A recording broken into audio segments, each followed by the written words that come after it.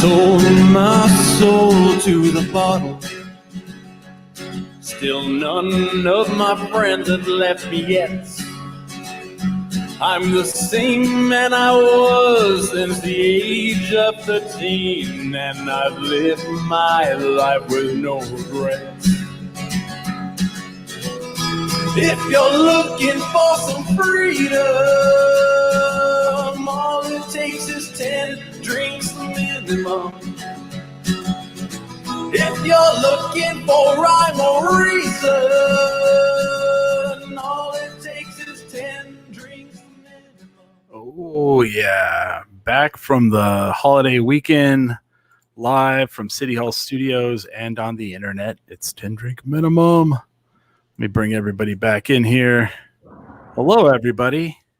Yeah. Hello. Hello. Holly Ann is here. Say hi, Holly. Hi. Sorry. James She's is practicing here. her mime impression, Chris. I'm here too. Yes. Ray is here. Hello. I had a great time off for Memorial Day weekend, but glad to be back with you guys. Cool. And then our special guest this week. It's our second show with us. He's home from being on the road because of the interesting pandemic that we've had. We have comedian Curt Fletcher with us. Hey guys, thanks for having me on again. Hell yeah, man. And I thought you were like, I'm over here thinking like you're in, like Iowa or something. Are you from Iowa? Is that right? Yeah, I grew up in Iowa. Okay. I'm like, he's got to be like in Iowa because Holly's like, you're at your mom's house. And he's like, yeah. And I was like, oh man, what state's that in? And you're like, oh, I'm in Rio Rancho. Oh, Our condolences. yeah. In my heart, Oh my my heart sank God. to my stomach. I was like, Yeah. I'm sorry. just kidding. No, it's not so bad. Are there riots in downtown Rio Rancho right now? Is there a downtown Rio Rancho? They lit the They're rioting because the I'm gonna Chick-fil-A build it is still just not like open a on riot. Sundays. yeah. They lit the field on fire next to the HP center. I almost rioted at Chick-fil-A. I was craving Chick-fil-A today. I went over there and they're closed. Forgot about that. You're all Sunday. What the fuck? Fucking Chick-fil-A. So how's it going, man? I mean, how does it feel to not be on the road for a long period of time for once? Oh, it sucks. I hate it. It's weird just being not doing anything. You just tour all the time, right? Like that's Yeah, like pretty much every week, I'm traveling somewhere. yeah. Do you even have a residence? I mean, other than your mom's house? Yeah, I live in Denver. Oh, okay. I mean, I'm not there very often, but that's where my stuff is. Oh, okay. I would have thought like I figure like sometimes comedians get where they just tour so much they don't really have a.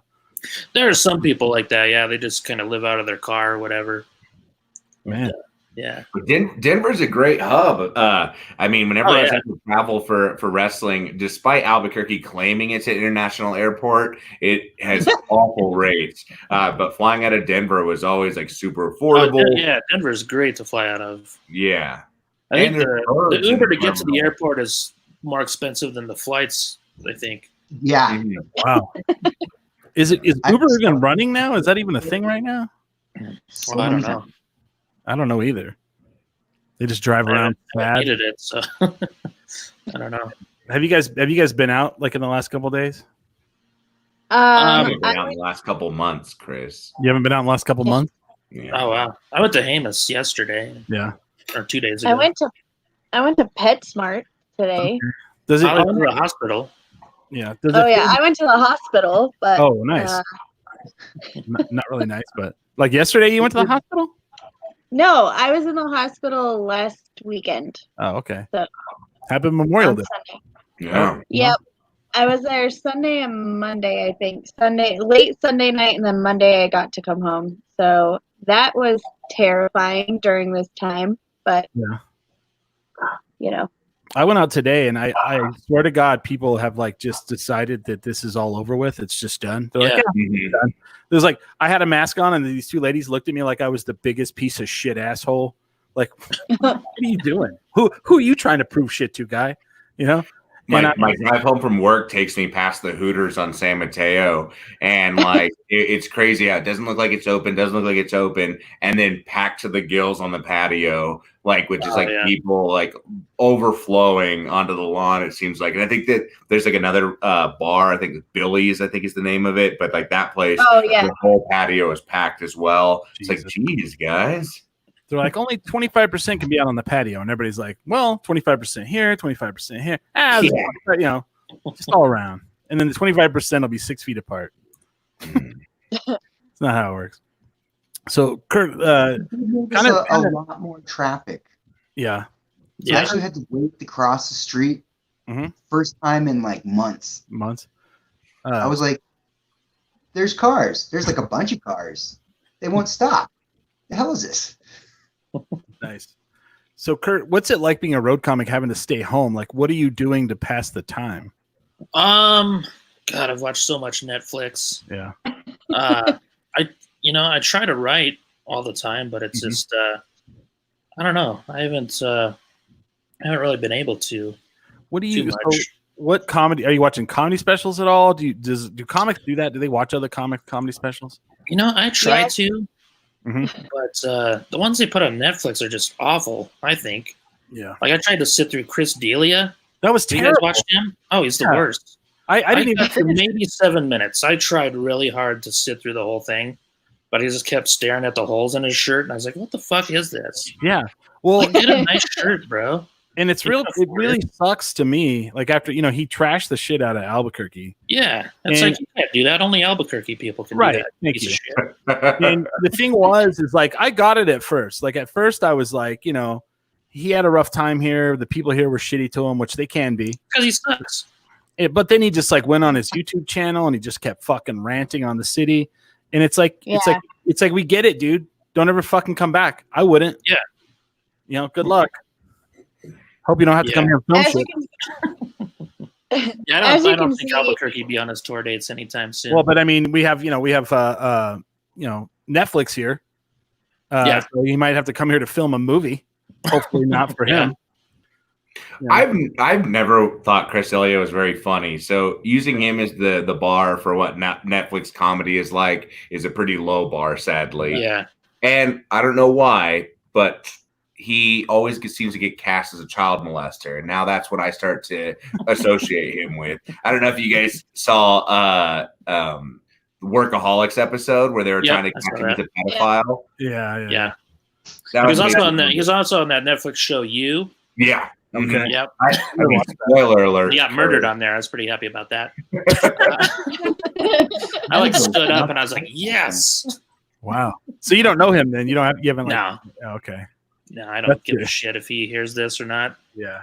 I don't either. I don't give a fuck. Obviously not. He had nothing good. Like there was I get it. Like you have one bad experience and you're going to go and you're going to say something bad about the city. But he did like several YouTube things where he shit all over the city. And it's like, dude, come on, man. We get it. What was he working on here? He did a Mayo interchange. Holly can tell you more like what happened. I don't. He performed here. It was on his tour, and the crowd hated him. And I stood up for him on the show when it happened because I was like, "Oh, I heard he had a bad experience," and then he just wouldn't shut the fuck up. No, he wouldn't. So I don't know. He did like 4 or 5 different rants on YouTube about us, and it was just like, all right, dude, fuck off, Don't come back. Please don't bring your U-Haul here because that'll be gone. I feel like Curt, like maybe you're like me. I will watch Netflix specials and then I just tear them apart. Oh yeah. Like I just make fun of people's attempt at callbacks. Then I try not to like watch just to shit on them.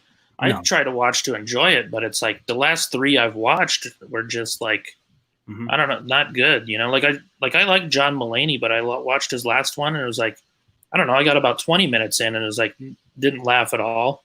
Didn't like Jerry Seinfeld's last one. It was a little weird. I didn't even watch that one. Yeah. I mean, I was pretty high at the time too, so I wasn't like that one's probably out of touch, probably. Yeah. He's like talking. It just like he had weird energy, like it was just I don't know. It wasn't like didn't seem like a normal Seinfeld. Okay. What about Seinfeld's always giving off the weirdest like dick vibe, like where it's like I want to hate him a lot. Oh, he seems like such an asshole. Yeah. Like his show on Netflix, Comedians in Cars Getting Coffee. I think that show would be so much better if he wasn't on it. Yeah, he's a dick on that show. Yeah. Or you're like, he's interviewing somebody that you're like, holy shit, yeah. And he asks nothing worth a shit. Yeah. Uh-huh. And you're like, dude, what about the 20 things you could have fucking asked? What's his name? Blazing Saddles, Mel Brooks. Dude, oh yeah. Dude, there was and he just like was like, I mean, I get it. He was like starstruck a little bit. Yeah. But Jesus, man. Mm-hmm. That one kind of, I was like, I loved it, but then I also was like, why didn't you ask this, and this? Yeah. What about the Chappelle ones on Netflix? I liked his last one. I did too, and I feel like people were like, "Oh my god, I can't believe he said all this shit." Yeah, but you know what? You're talking about it. Yeah, for sure. Well, and also, I thought it was pretty good. I liked Bill Burr's better. Okay, I'll check that one out. I did too. Yeah. Well, I like them both about equal, to be honest. But what were you gonna say, Ray? I was just going to say that Chappelle has pretty much unapologetically been the exact same type of comedian that he's been for years and years. Uh-huh. So, like, whenever people got really upset about it, like, well, you understand that it's the same kind of jokes he's been making forever. Yeah. And, like, I don't have to agree with what he says, but going into a comedy special, I just assume that that's his viewpoint. Yeah. Like, Bill Burr has a ton of stuff that's, like, very homophobic. And it's just, how he was raised and where he comes from. And it doesn't mean I don't find him funny, but I don't have to agree with his viewpoints. Right. Mm-hmm. Well, and then you got to think about Dave Chappelle. He has that fuck you money. He has like so much money that he doesn't have to give a shit if you are offended by what he has. Like if they're like, "Oh no, Dave Chappelle's we're over it." It's like, okay, he'll just go take his like couple $100 million and go live in Indiana where he wiping his tears with the Benjamin. Yeah. When he did that whole segment, spoiler alert if you haven't watched it, but he did a whole segment about like how he didn't like guns, but then he went and bought a gun. I thought that shit was amazing. Like I laughed my ass off, And he's talking about the difference between the buckshot and the the bird shot. I just laughed so hard. And then he's like, he talks about how he shot the heroin white dude. And then he like made a miscalculation and he saw his teeth and he's like, I thought he was on heroin, but he was on meth, and he popped back up. He's like, that's what the buckshot's for. Boosh, I thought that was pretty amazing. But living downtown, you could probably relate.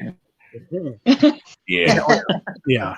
I like living downtown. Like it's funny because during this pandemic, the last thing I want to do is go get paper money out of the ATM. Because, money is disgusting.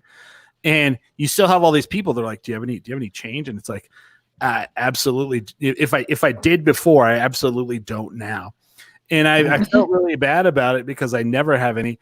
And this woman outside of the market the other day, she walks up and this guy's like, "Do you have any money?" And she goes, "I don't carry paper money because it's nasty and full of viruses, but I will buy you something inside. What would you like?" And I was just like, "Damn it, she makes me feel bad." I could have bought him something in the store. All right. I don't know. That's my pandemic stories. Mine's my neighbor got dragged out of her house the other day. Yeah, what was going on with that? You posted that. What was the story? Why? I have no idea. Well, see, that's where I'm mad now, Smiley, because you posted that story, and for me, it's your job, and for Holly, it's your job to go ask people what the fuck happened so that we can know. Yes, Smiley. I tried. It's a cheese desert right now. We need gossip and cheese and you are letting us down, Smiley. But I've never seen anything like. She had a cop on both sides, and they're dragging her backwards. Oh wow! She just kept screaming for Alexa. It was scary. Like, how can I help you? Sorry, I can't help you with that. Yeah, sorry, I didn't understand that. Wouldn't it be funny if like someone called the cops to her house and they're like, "Man, we need to search your house," and she's all, "You're not going to find anything," and Alexa's all, "The cocaine under the coffee table." Nah, Siri seems more like the narc than Alexa. Right. Oh, for sure. Yeah. True. Sawed off Siri, shotgun. right, yeah. Alexa's more like, I didn't see shit. Yeah, right. She's a gangster. Siri's like sawed-off shotgun in closet. Yeah. Whoops. Alexa's all, you have to pay the corporation. Then I'll tell you. Jason Siri already sends your tax documents to the IRS, like showing where you didn't claim all your income. Oh, yeah. Yeah. This child does not live here. What were you saying, Holly? Oh, I was just saying Hamster and I one time got Siri and whatever Google's thing is to fight with each other, and that was great. It's a Hey Google. I have the other Amazon version. Mm-hmm. And, everyone in the room, I can actually say it. Right. Well, someone's like, someone is like, how you can't say its name. So they're like, I have the device whose name we cannot say, because then it'll be like, what can I help you with? Right. Or sorry, I did not understand. It makes you really feel like you're living in the Jetsons, huh? No. Don't you have a Roomba? Yeah, I don't have a Roomba. I do have an electric or a robot vacuum, but it's not a Roomba. Yeah, like the generic. I call him Greg. I like that. Greg does his job though. I'm like, Greg, vacuum over on that carpet over there, and he does. And then he goes back to his little spot and chills out. The other device, like I'll be like, play Chris Mix, and it's all playing Chris Milnan, and I'm like, no, I don't even know who the fuck that is. It's like some Christian singer. So the other day I looked in my Amazon Music, and it was like favorite music, Chris Milnan or some shit, and I was like, I don't even know who the fuck that is. I just want to hear my Christmas mix. Yeah. That's all I want to hear. As long as that doesn't play Chris D'Elia. No, fuck that guy. Albuquerque by Chris D'Elia. Oh gosh, tell Alexa wake up. My son does that to my. Hey Alexa, wake up. See? Nothing. But I think she was in the other room. I have 3 rooms of it I live in an 800 square foot apartment with 3 rooms of it to not work. They sure. They're like, I'm not going to do it. You do it. I'm not going to do it. The other one can do it. Speaking of Amazon, they're setting up a fulfillment center here in Albuquerque. How do you guys feel about that? I don't know yet. Yeah. Well, apparently you can get same-day deliveries that way. Well, they're saying it's going to create 1,000 jobs, and I think that's pretty great. Right. Yeah, that's great. I'm supposed to be mad about it, but the day I get that shit the same day I ordered. Yeah. And I didn't have to leave the house, and a drone probably dropped it off in front of my house. I would like to think that our governor's going to hopefully do the right thing and make sure people are getting paid appropriately. Well, I think they've raised the minimum wage to $15. Yeah, they're doing $15 an hour. Which in Albuquerque is a pretty decent wage. Yeah, that's great. When I was making over minimum wage, it wasn't $15. Right. Well, I mean, I make more than that now. So, someone's. Oh, Amy! Hi, Amy. She's telling Curt to do something. There's an Alexa in this room. I don't see it. That would be funny. I don't know how to. Yeah, he's like looking around like she's gonna be standing behind it. He said her name, and she didn't. He's like looking for feet underneath the. Yeah, the drawer slides out, and it's there. It's all. Yeah. I don't know how to work that thing. Dang, I don't know who she's. talking I think that's for Smiley sister, and their mother calls me a hooker. And it's out of love, though. It's fine. It's fine. It's an inside joke. That's how I met Holly. She's the only one allowed to call me that. He's all. That's how I met Holly. I was subscribing to her. She used to make $15 an hour.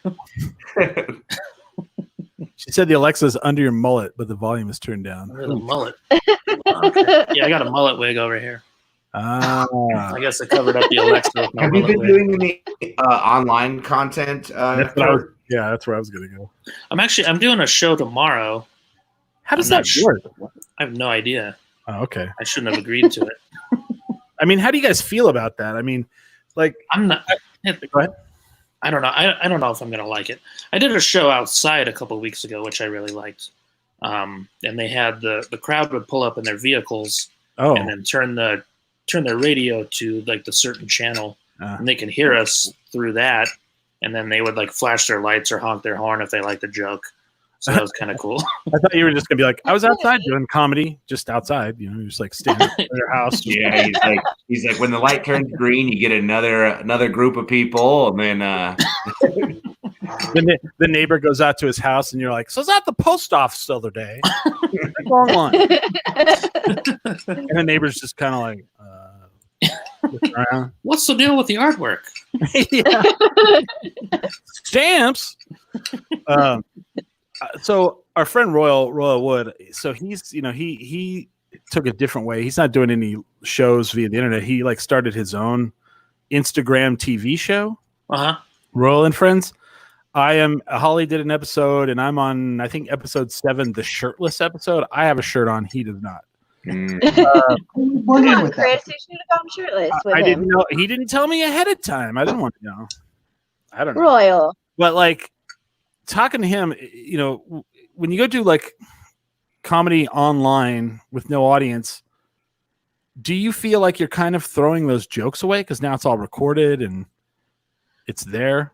Can you? Really... Yeah, it's kind of weird. Like I don't know, and there's no like response and there's no interaction and like I don't know. I kind of miss hecklers, Yeah, I know. I do too. Never thought I'd say that, but. I know. We'll see. Like I thrive off of the interaction, and I thrive off of hecklers, and I don't think I would do very well.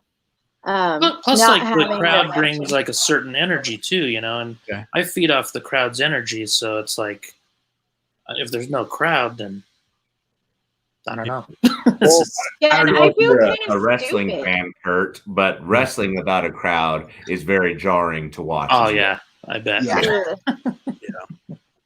Any type of sport or anything, I'd imagine too. Like just without people watching. Well, I mean, maybe not some sports. Could you imagine how uncomfortable it would feel to watch? Like, I don't know. I feel like watching an MMA fight without a crowd would also be super uncomfortable. They did it. Like, like heavy breathing and like hard punching, and you're like, ugh. We've been watching soccer. Why? Well, because Hamster loved it. All right, but at first when they came back without the crowd, you just heard a bunch of grunting, and they didn't have announcers. And now they're using like kind of like the laugh track, but it's from old games. Oh wow! Yeah. Oh wow! And it's really uncomfortable and weird. Like, is there ghosts cheering? So I watched WrestleMania, and I rated too, and they had no crowd. Mm-hmm. And the weird part was like, yeah, like it was weird. Like the wrestlers would come out, and you can kind of tell that like how choreographed their stuff is because they'd get the guy in the headlock, and they'd be like, "Come on!" like to the crowd. I was like, "You're saying nothing to nobody," and then they were like getting their hand up to like get people to like cheer, and I'm like, "There's no one there." Oh yeah, well yeah, with Hulk Hogan when he used to do the thing like that, like he can't do that anymore. Right? Yeah. It's sad. Yeah, and one of the other federation, AEW, they actually would bring out the other wrestlers, and they'd have a good side and a bad side, and it actually worked pretty well. And finally, I guess WWE is doing it, but it's very odd though without the crowd because they get in the ring and there's no, I don't know. And then one episode, somebody had an air horn, and I wanted to fucking hit him with a hammer. No one likes the air horn guy ever. Just saying, unless he's at a Chris D'Elia show. Oh, they just do it the whole time. But yeah, next time Chris D'Elia comes to Albuquerque, I'll bring my air horn. Cool. Was that right? You're talking about trying to do comedy without an audience. Some of these night hosts, like a Jimmy Kimmel and stuff, it's still a little hard because they're doing like their monologue, and usually with like the laughs, there's a pause, and there's a couple of them that have found ways around it. But as a whole, it's just a very weird way of like just showing entertainment or doing that kind of stuff. And if this continues for a while, I mean, are we gonna have to just kind of get used to that being the new norm, or do we think no, it's all over, right? It's over. Oh yeah, they'll have to rewrite a lot of stuff, because I've noticed that too. If you watch like the late shows, they'll have a pause there, a pause for nothing, because there's no applause. Yeah, the applause break. Yeah. Between the hits. How do you guys feel about? Have you seen this story about Jimmy Fallon, where someone? I mean, we're up until like this week, people were dying, I guess, for news. they found a episode of SNL where he did blackface, and people are outraged. Yeah, and people are fucking outraged about it. You haven't seen this? And they're like over Jimmy Fallon over, and I'm like, this is on SNL. Yeah, I saw that. It's like this is on SNL. I don't like Jimmy Fallon to begin with. No, but he stole a joke from a friend of mine. But oh, really? Oh, okay. Yeah. They were performing together in Colorado, and then like a couple weeks later, he used one of my friend's jokes on SNL. No shit. That's not cool. It's like Robert all over again. Yeah. I don't like him because my ex-girlfriend had a crush on him, and I was all unfair. Well, that guy. Okay. Go ahead, Holly. Oh, so I posted a TikTok. It was like a challenge where you had to walk up like naked and see your boyfriend's reaction while he's playing video games. And all the comments on there, like a couple of the people were like, "Oh, I thought that was Jimmy Fallon." So now Jason's all paranoid that he looks like Jimmy Fallon. Yeah, well, as long as he doesn't do I don't think he does. He doesn't. How do you feel about the blackface thing? He did blackface on SNL. Like it's, I mean, and nobody said anything at the time, right? Context. Yeah. Oh. Nobody said anything about that. SNL's fault. Someone had to greenlight that. Right. Well, a lot of people had to greenlight that, I'm sure. I mean, I would have. If it was like a big issue, someone would have said something. Right. It was like I don't know. Maybe not a great time to talk about that. Yeah, I mean, fair. I hear what you say. I just was like, if it would have been just like some random shit, he was at a Halloween party, I get it, but Yeah. I didn't see the clip or anything. Yeah. Someone had to approve it. But you're probably right. Not an appropriate time to, because it's crazy. So, what do you think as a comedian, what should comics be doing while they're at home during the pandemic? Curt, I mean, what's the? I think they should just keep working on getting better and working on writing, because I think writing is like the most important part of comedy, and a lot of people don't get that. Like a lot of new comics, especially, like they don't take the time to like really sit and work on a joke. Like I take pride in my writing. Like I'll take a joke and I'll fix it up as much as possible until I've got the wording down perfect, because it's got to be, for me, it's got to be worded like perfectly. Like it's crazy how much like just one little change that you make can make the joke so much better. Yeah. And I think a lot of people don't focus on that. Like it's just small details like that, I have a question for you, Curt. So you were talking about like not watching a lot of comedy right now, or at least not watching on Netflix. But with wrestling, studying tape is like a really good way of like bettering yourself, pulling stuff from influences. Mm-hmm. How do you do that in comedy, or what's your process of taking from people that you admire without stealing their jokes? Because if you're watching them and like you enjoy what they're doing, how do you take from that without fully just kind of ripping it off? Right. Yeah, it's hard because like when a lot of people like myself included, like when you start out, like you emulate people that you like so much. Like Stephen Wright was always one of my favorites growing up. Oh yeah. So I tried to write like Stephen Wright. Like that's the style I wanted to do, and so that's how I did it. Like I'd watch him and kind of see like how he did things, and like I think he's the same way where. Like everything's got to be like the wording's got to be perfect for him, because it's the one-liners are so short and he's a great. So like when I started out, like I kind of had a similar style to him, and I think it's and like as you grow as a comic, it takes a few years to really find your own voice. You know what I mean? Like, but like it's funny because I could go to an open mic. And I'll close my eyes and I can listen to the comic on stage, and I could tell exactly who their favorite comics are just based on listening to them. You know what I mean? Yeah. And I think it's pretty common for new comics to do that. It's pretty much the same thing in the podcasting world. Okay. It's really interesting. It's like, when you talk about finding a voice, absolutely. You get these people who like, you could tell that they've listened to like podcasts and they're like, oh, I want to do this. And then, and then they're like, "Ooh, I'm going to be the Mark Maron, or I'm going to be, Joe Rogan." Joe Rogan, yeah. And you can really, Jesus Christ, you see that the deal he made with Spotify? No, huh? What was it? $100 million? $100 million for his podcast to be on Spotify by itself. Wow. My parents didn't think this would amount to nothing. But it's the same kind of deal, and it's like, you know, there's a podcasting co-op opening up here in Albuquerque, and I'm gonna actually do something with it. I don't know what role exactly, but it's gonna be interesting because, like, you know, you can go listen to people. It's the same where you like shut your eyes and you're like, okay, this person definitely likes Joe Rogan, this person, you know, or Howard Stern, even, you know, shit like that. But going back to like what you were talking about earlier about a stolen joke, have you ever had a joke stolen from you? From another comic? I don't know if I've had them stolen. Like I've had a couple friends that have had like similar jokes to mine where I think they just hung out with me so long they're like that pops in their head and they're like, oh yeah, this is a new joke, and then it's like, oh, I've been doing that joke for a while. What's the protocol for that? Like, what do you do? Like, if someone steals your joke and you hear about it through the grapevine, or you see it on TV, or you see it in person, what's the protocol? I don't know if there's a protocol. I don't know. I guess it just depends on the person. Padlock in the sock. I mean, you know. I had a local comedian. I'm not going to say his name, but he runs shows here. And Royal was performing for him. And he had taken my my dick pic joke.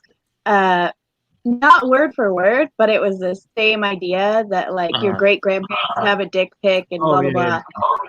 And so I decided that the best way to handle it wasn't to like call him out publicly, but try and talk to him because like Curt was saying, it's like, you know, everybody has similar life circumstances. So he very easily could have thought the same thing. And I wanted to, I don't think so, give him the respect of like confronting him about it, and if he was, you know, reasonable. And he tried to say that he'd been telling that joke since before I started comedy, and I know it's not true because this guy only has cell phones. Yeah, I've been telling that joke since 1975. David Hasselhoff was on the wall. Yeah. He's like, originally it's not Polaroid pictures. Yeah. And like I knew he was lying because it's a very small community here and he only has about 8 jokes. So and most of the people who steal jokes aren't gonna make it anyway, so it's like, you know, you could tell those shitty stolen jokes at an open mic if you want, but I'm gonna go on the road and keep writing. Well, it's funny because like go ahead, Holly, sorry. Oh, so basically I just said, you know, I'm not going to fight you on this, but like if you tell that joke while I'm performing or like at a place, you know, I'm definitely not performing on your show anymore because the people, I mean, I stopped performing on his show a long time ago, but, you know, that could ruin my whole act if he tells that joke, you know.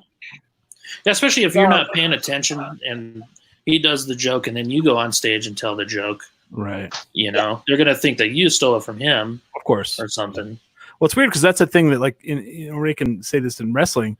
There's definitely that too. It's like somebody has an amazing move and then another wrestler likes it. They'll steal it. And it's like, it's an interesting thing, right, Ray? Yeah. I think that's interesting. It's like, you have to ask permission if you want to, even if you're in different like federations, if you want to do like someone's finisher. Originally, the move that I was doing as my finisher belonged to a guy, Mike Modest, and I, in my mind, never thought that I'd be sharing locker rooms with him, so I never thought it would be a problem. And the next thing I know, I'm like taking one of his classes, and I'm like, oh shit, I should be really mindful of like where I'm using this now. You did it to him. Yeah.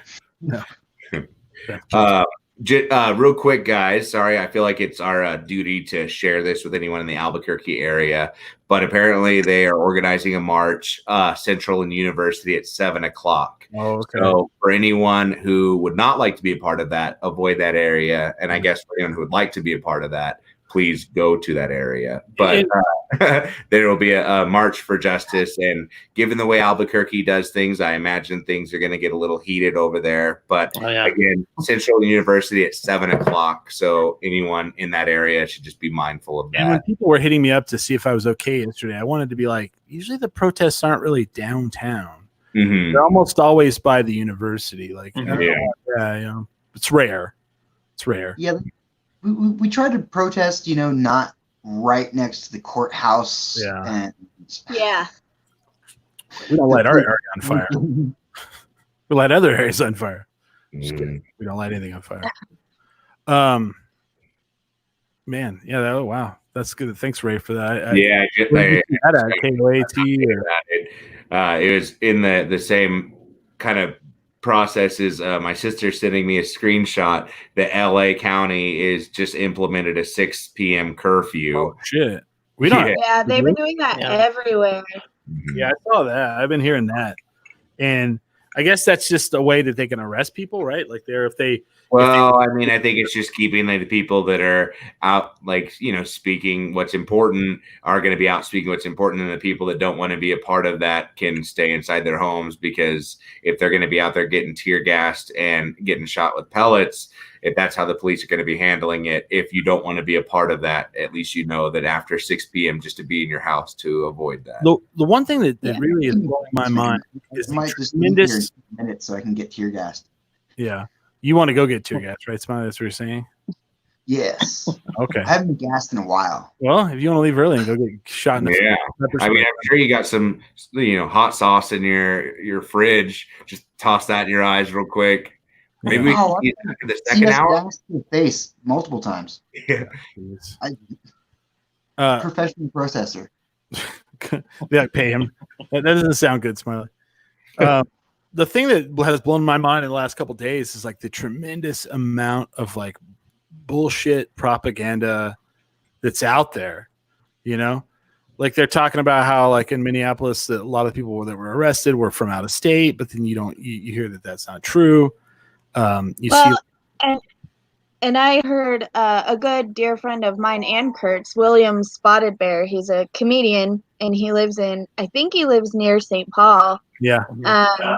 There was apparently word, it's not confirmed, that other groups who are not on the right side of things, who are actually the exact opposite, were posing as protesters and inciting things to make them worse. So, did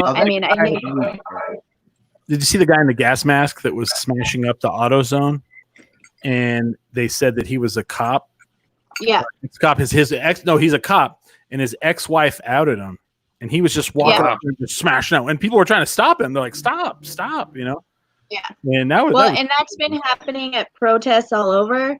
And so I really, really want people to be mindful. Like, for sure, stand up for what's right, but also like be very careful and don't get caught up in somebody who's inciting violence or, anything like that, because it's dangerous and. You might be helping somebody on the wrong side of the argument. Sure.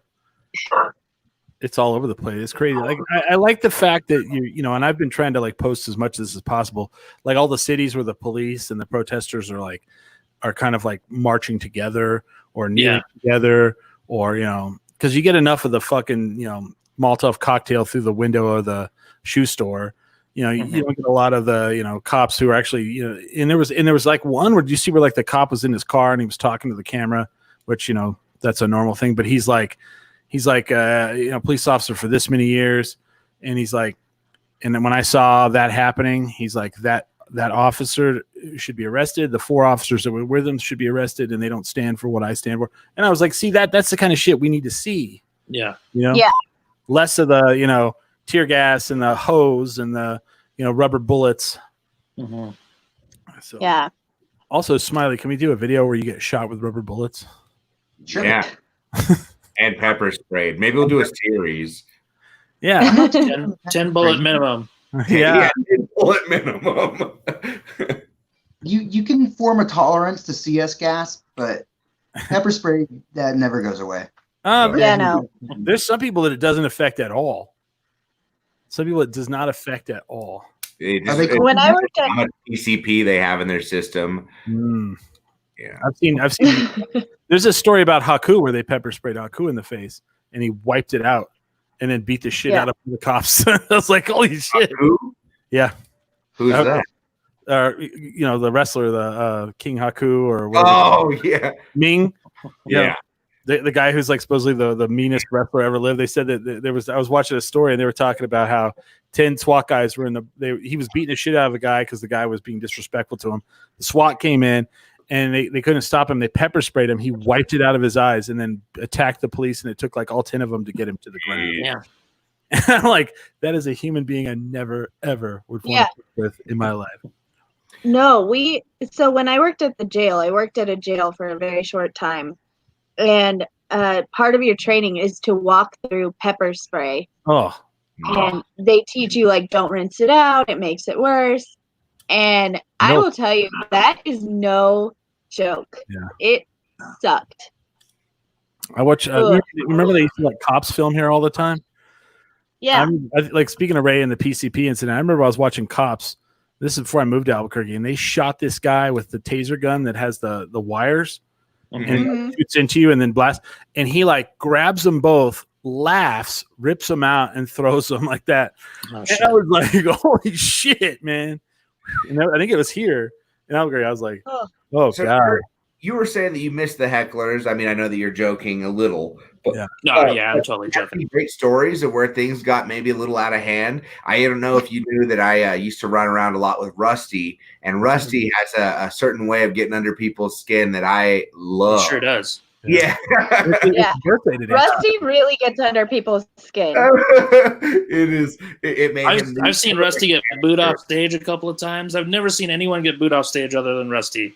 I've seen it twice. But can you share a story maybe of where it got a little out of hand or people just could not take the joke or just... Yeah, I've been attacked a couple of times. Holy shit. Yeah, one time was at a corporate gig. I was here in Albuquerque. Shit. And I was doing a corporate gig and what was the company called? Like Western Technologies or something like that. And so like the first part of my set was... So some nerd attacked you. No, it wasn't a nerd. This guy didn't work there, I don't think. A lot of people didn't know who he was. So like my first 10 minutes, I was just kind of roasting the company and stuff and kind of picking on people that were there. And there was one guy in the back and like he said something to me. So I thought he was kind of like playing along, you know. And so I started picking on him a little bit. And it turned out he wasn't playing along. And because he shouted out, he's like, how about I cut your balls off? And I was like, yeah, sure. And then he starts walking towards me, and he's like this big cowboy dude. And he's like 6'4". He's got a cowboy hat, big old belt buckle. I was like, oh, shit, I don't know if this guy's goofing around right now. And so he comes up there, and he grabs my crotch. Like, he grabs me, and then he pulls out a pocket knife. And I was like, dude, what the fuck, man? And I just backed up, and he went and sat down. And I was just like, what the fuck just happened? Like nobody did anything about it. And so I was like, shit, I don't know what to do right now, you know, because if I leave, I'm out, I don't get paid. So I just went back to the microphone and just started telling jokes again. Not to the lawsuit, anyway. But it was weird, yeah. I was like, holy shit, that was kind of scary. Let me ask you this. What was it at the company? Like, it was at what's that hotel on okay. University near Manal. I don't remember what it's called. Oh yeah. It was just in one of their ballrooms. Okay, and he was just randomly in there. I guess the HR manager wasn't present. Maybe his wife worked there or something like that. But it was like their Christmas party, you know, or maybe not a Christmas party. It was in like October or something. But what were you saying, Ray? You were saying something. Oh, I say, I guess their HR manager must not have been at the corporate gig. Like if he's going up there. Like I said, I don't know if the guy worked there or not because nobody really. Because I talked to a couple of people after the show, and they're like, "Man, what was that all about?" Like I was like, "Do you know that guy?" And they're like, "No." Huh? Well, they thought he was with you. They're like, "Wow, that was a crazy plan." I should do that. That'd be pretty funny, right? I almost got attacked in Oklahoma City also by a woman. She was just drunk and being stupid, and she shouted something out, and finally I was like, "Hey, if you're here, who's guarding your meth lab?"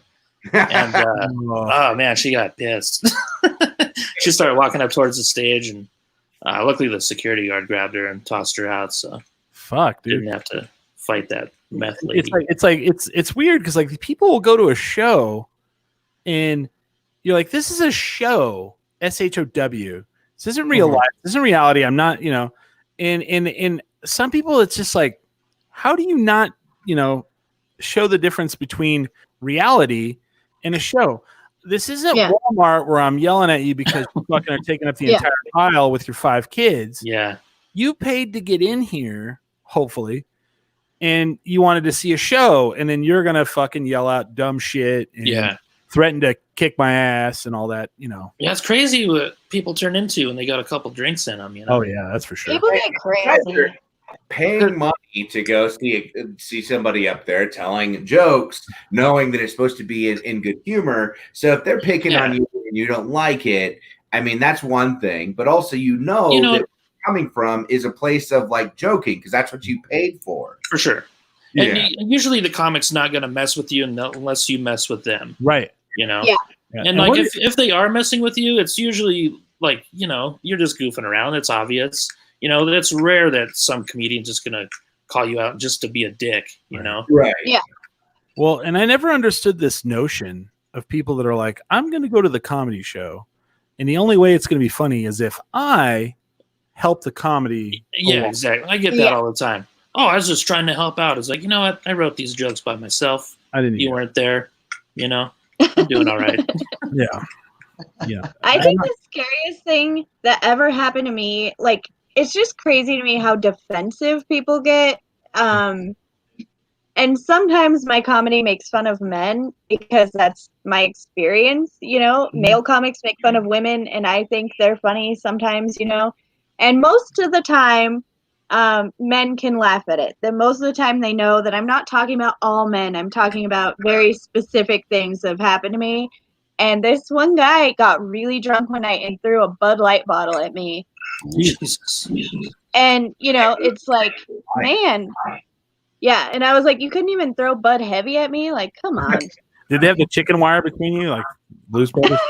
Yeah. I wish. I caught it midair, so we have drank. She drank the rest of it. Yeah, we have both kinds of music here, country and western. Shit, that's crazy. It just blows my mind, like how fucking insane people get about you want to. What do they think? Like you're going to be like, you know what? You were actually really funny. Why don't you just tour from city to city with me? Quit your job at Kmart. Just come on. Yeah. Thanks, random guy in Laughlin, Nevada. You're way funnier than me. Yeah. And that's what they expect. It's like not going to happen. Yeah. They're just trying to show off for their friends usually, and then they get shut down pretty quick. Yeah. What's and I know the answer to this. Holly, don't say anything. What's the worst group of people to come into a comedy show? Bachelorette party for sure. I know the exact answer. Oh, every man. comedian says it. There was one in Colorado Springs. This is probably 10 years ago. Yeah. And half the crowd was a bachelorette party. And they talked like throughout my set. I just kind of let it go. I just did my jokes and plowed through. But the headliner, he wasn't having it. He made the lady cry by the time he was done. And and they were being cunts about it too, so I thought it was awesome. But she was crying by the time he was off stage. And I went back up as hosting the show. I asked the crowd if they wanted to go to a wedding with me next Saturday. and everyone, every comedian says it, but that's like, and why do women are like, we're gonna have a bachelorette party? Let's go see a comedian. It's gonna be great. I'll get the dick straws. We don't know why they do that. The last time I had a bachelorette party at the show, I thought it was gonna be really bad because they showed up in a bus, and they're actually really good. Yeah, but I was just dreading it the whole time, like just watching them walk in. There's like 30 of them. It's like no. And do they always want you to roast like the woman getting married, right? They always want you to say shit to her. Yeah. I usually just tell all my divorce jokes. Yeah. Yeah, I kind of, I say something to them a little bit and make them feel part of the show and stuff, and don't shit on them and try to hope that they won't ruin the show. Ugh. Sometimes it works, sometimes it doesn't. Other than that, what is worse people? Just drunk people, just people that have had way too many. I worked at a comedy club for a long time too, and like I've seen people where they've had a shitty day and they just start drinking and then they heckle and stuff like that, you know, and like seen it from the other side, like seen it from like I was the security guard at the club, you know, like I talked to this guy before he came in one time and, you know, he was telling me he was having a shitty time and like, so he was just getting hammered and, you know, kind of forget about his problems and shit. But then he started heckling and like, he almost got in a fight with another guy in the crowd and stuff like that. So I had to go talk to him and, you know, I talked to the other guy in the crowd and told him, you know, I'd talked to him before and he's just having kind of a shitty week and stuff, you know, so I felt bad for the dude, you know, because his brother had just passed away or whatever. And like, that sucks. So he was just coming in just to, you know, try to forget about it and laugh and stuff. And, so I'm glad he didn't get his ass kicked or anything, you know. What was that? So you were security at a comedy. Where was this at? Tulsa. Oof.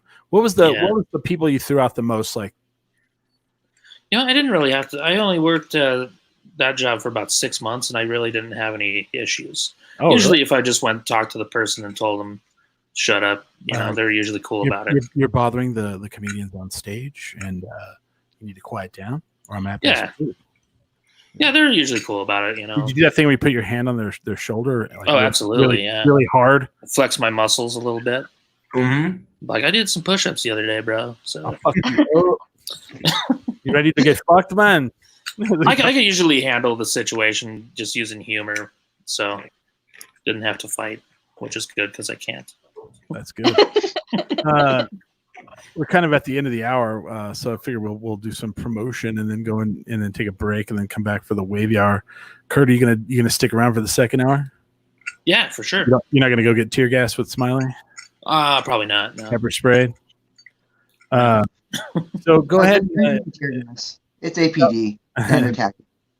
Nice. Tell people where they can find all of your fun information, where they can look you up online or whatever. Oh, yeah. My website is funnyfletcher.com. I've got, I put my store on there recently. I got some shirts on there and a couple stickers. And, I got videos up on there. And then I'm on Twitter at Funny Fletcher. And then I don't remember what my Instagram is, but I'm on there too. Curt Fletcher. As a comedian, Curt Fletcher. Yeah. Comedian Curt Fletcher. Something like that. Mm-hmm. I was looking at Canadian Curt Fletcher. Canadian Curt Fletcher. He's a good dude. Way off. Different fella, yeah. Totally different Instagram account. Holly, what's your information? My handle on Twitter, Instagram, and TikTok is at Hollybird Comedy. And that's about all I have to promote at the moment. OnlyFans? Which OnlyFans? Just kidding. I do not have an OnlyFans yet. Ray that has OnlyFans. I forgot. Sorry. Yeah. Ray, what's your information? You can find me on just pretty much any social media platform under Ray Basuda, except for Facebook. I'm gladly off of Facebook. It feels great. But yeah, you can find me pretty much anywhere. And then on Instagram, you can follow my art at Basuda Paint. Oh, it's too bad you're not on Facebook. A lot of sunshine and happiness on there right now. Yeah, I had imagined. Right now, it's probably time to be on Facebook. A lot of sunshine and happiness. Yeah. James doesn't really have a lot of social media, but you can find him places. You can look for me on the second season of Midnight Texas. That's streaming on Hulu and on NBC. And if you look really hard, I'm in Daybreak, which is a awesome show on Netflix, and probably some other stuff. But those are the ones I might watch that so I can find you. I'm gonna find Smiley on Daybreak. Yeah, he plays a teenager at a high school. I do. Oh, wow. And he's in his 30s. Hollywood. Why would Chris D'Elia be in Albuquerque to play a teenager at a high school? You can find us on 10drinkminimum.com. We have a YouTube channel. Just search 10 Drink Minimum. Smash that like and subscribe, as Billy used to say. At 10 Drink on Twitter and Instagram. So follow, and then Facebook.com/10 Drink. And we will head into the Billy Hour, as we should have been calling it because we said we would. I forgot. Okay. Yeah, we said that on one of the shows. We're like, we're going to change on On the most downloaded episode of 10 Drink Minimum ever, episode called Changes, we said we were going to start calling it the Billy Hour. So maybe we should, because he coined it. Stick around with us, everybody. I'm definitely drinking. I don't know if you guys are. When we do the show, you should as well. But always remember, never get too drunk. Jerk. 10drinkminimum.com. How about 7:05?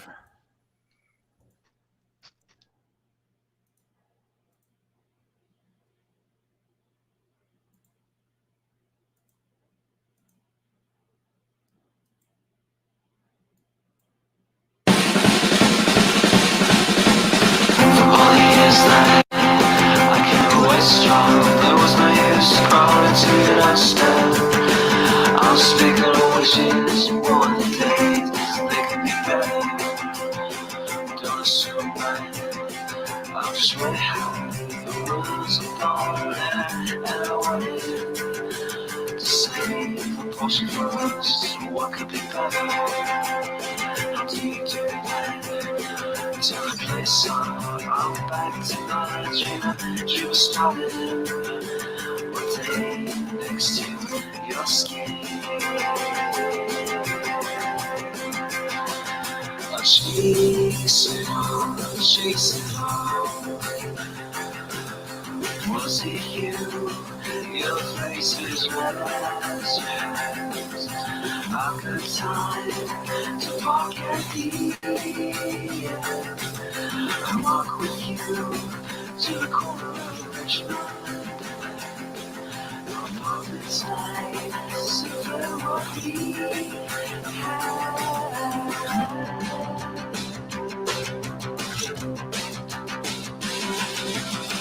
All years night, I came away strong. There was no use crawling to the dust. I'm speaking of wishes, one of the days they could be better. Don't assume that I'm just way high, the world's apart, and I wanted to save a portion for us. What could be better? How do you do that? To the place on, I'm back to my dream started. One day next to your skin, I chase it on, chase it on. You hear that sound? It's the sound of you taking back. Your eyes say no, that look is mine.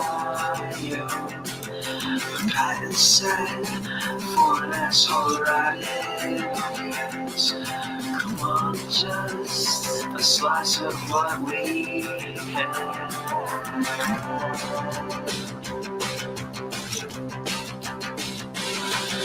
It's just the same, but you're around me a kind of ghosts floating in a maze of mind demise. To say for a second time, she would take me to the dawn of when we met.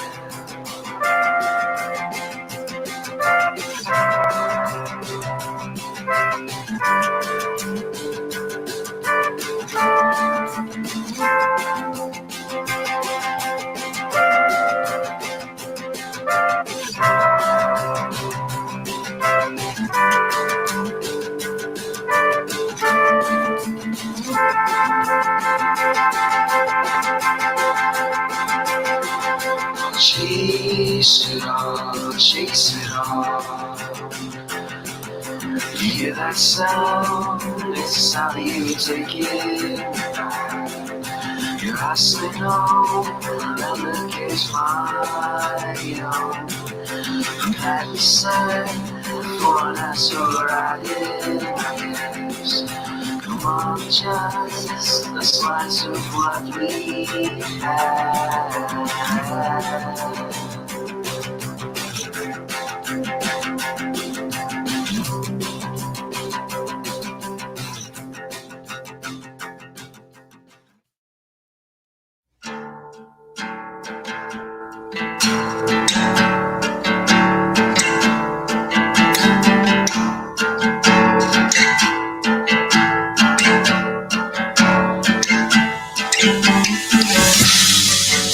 It's not about you. It's all about you. Cry.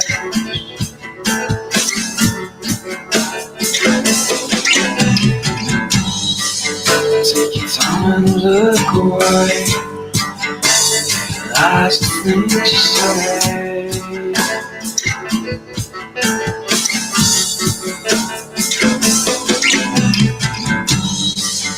On a colorless line, baby, I know what time does.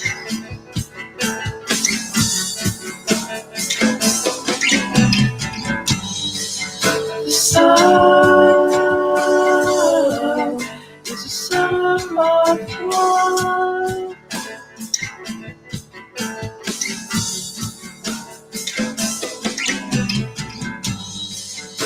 Love is when it's so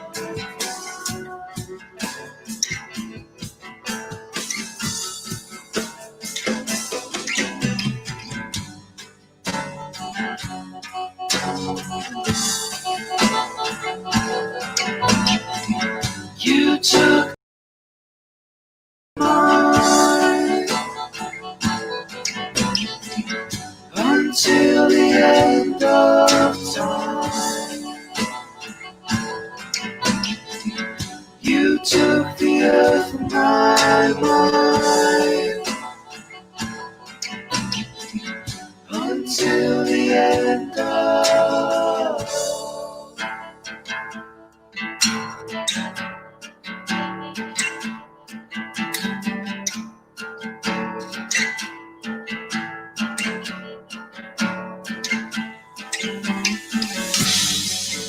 It's not about you. It's all about you. Cry.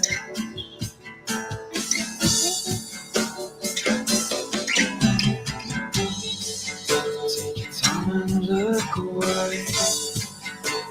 Realize the things you say.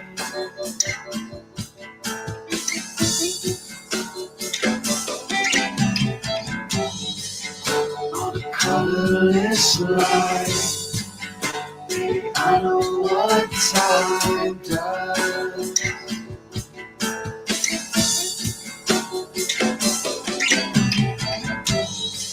The sun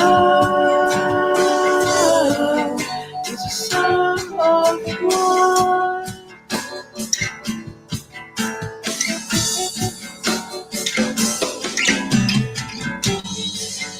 Love is when it's so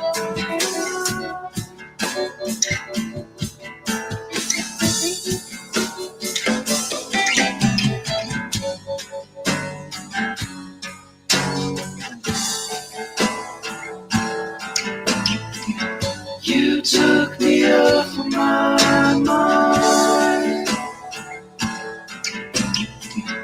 until the end of time.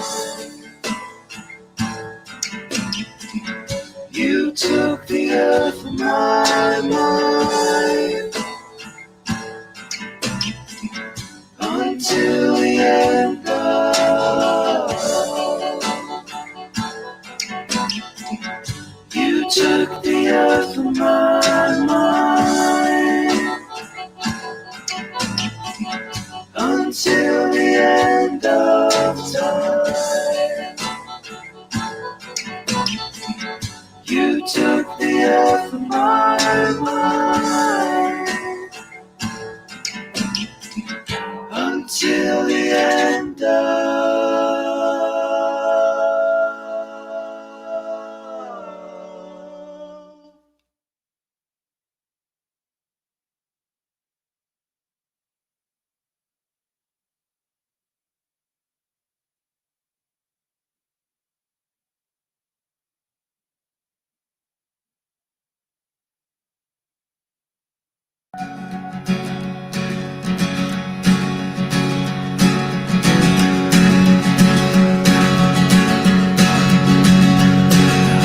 sold my soul to the bottle.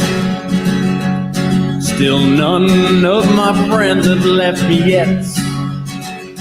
I'm the same man I was since the age of 13, and I've lived my life with no regrets. If you're looking for some freedom, all it takes is 10 drinks minimum. If you're looking for rhyme or reason, all it takes is 10 drinks minimum. All right, welcome back for the Billy Hour.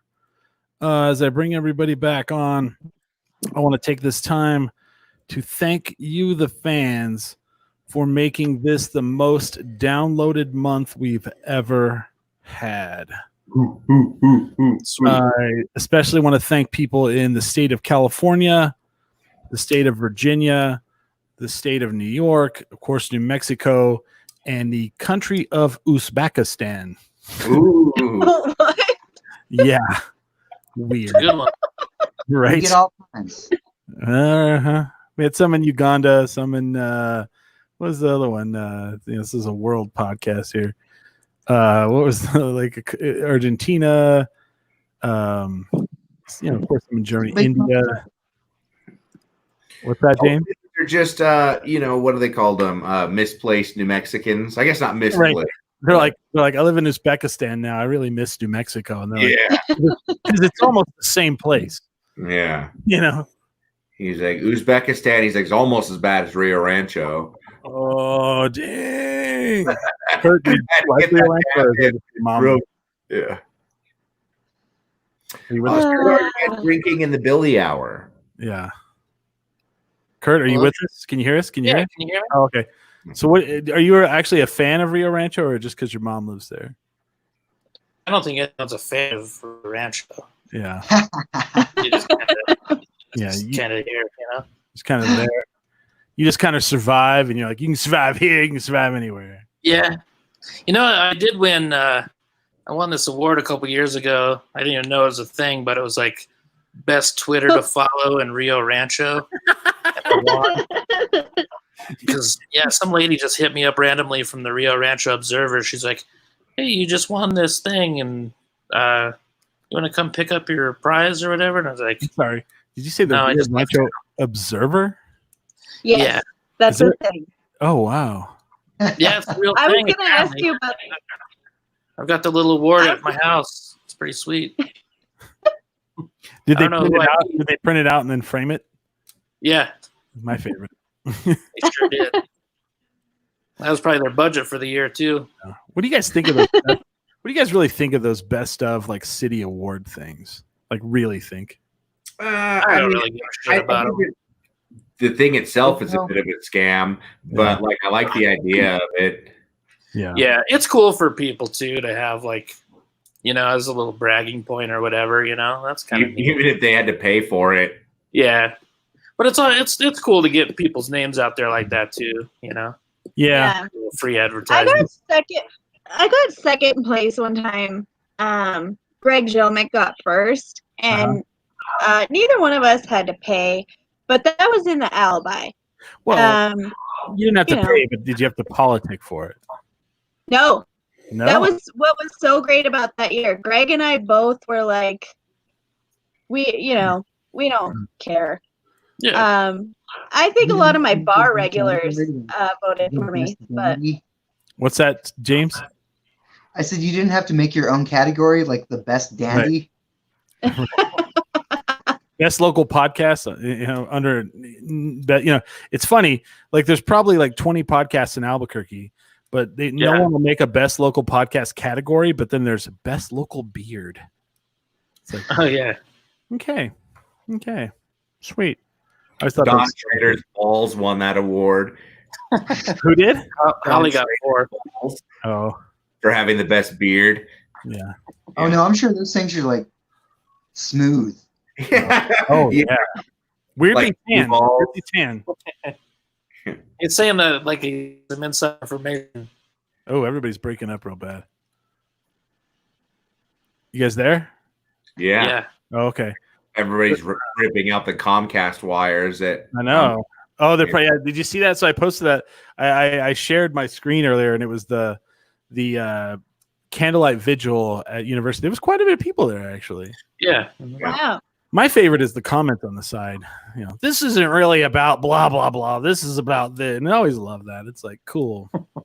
I always love the person who can't tell the person who's doing how stupid they are. I always love that. Yeah. Sarcastic. How do you guys feel about that as an artist? How do you combat against people who have never made anything, never done anything, but yet they know how to tell you how to do what you do better than you know? I do better every single time in spite of them. I just pay no mind to them. Just pay no mind, just ignore them. Yeah, just ignore them. I just lie right to their face. It's like, oh, you're right.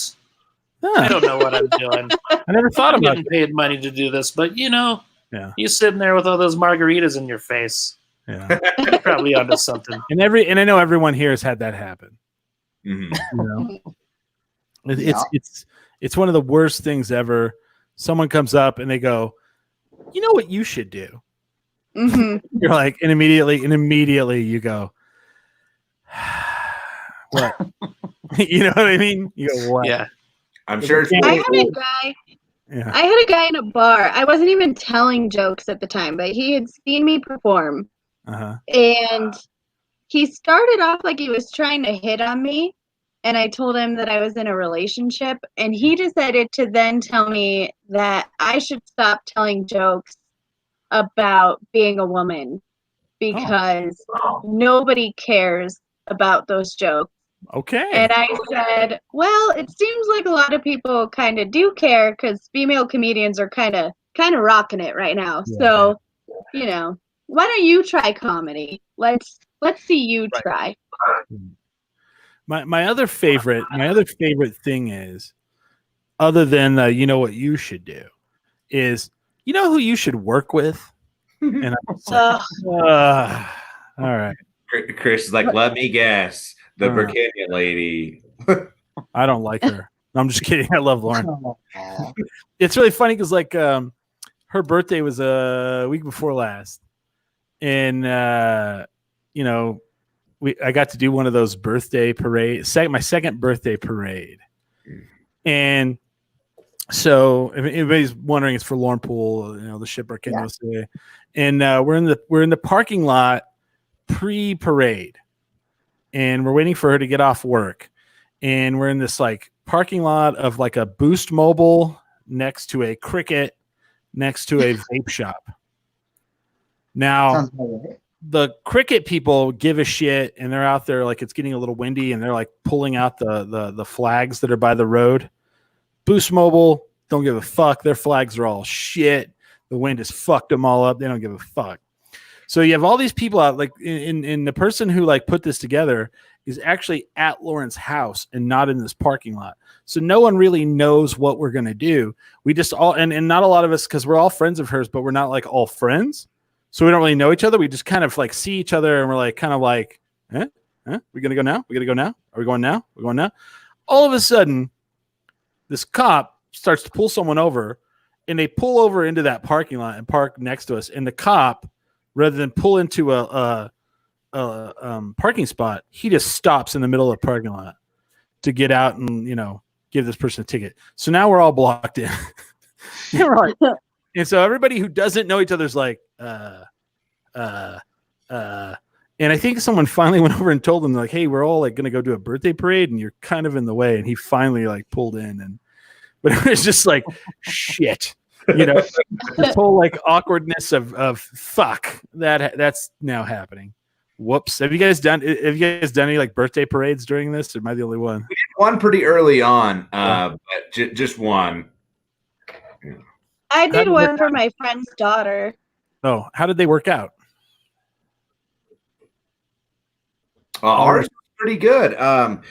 It was pretty well organized for the most part. I think they had a nice group chat going, and we showed up there, and within a minute, it seemed everything went it was right on time, and it was just really fast, and it was over.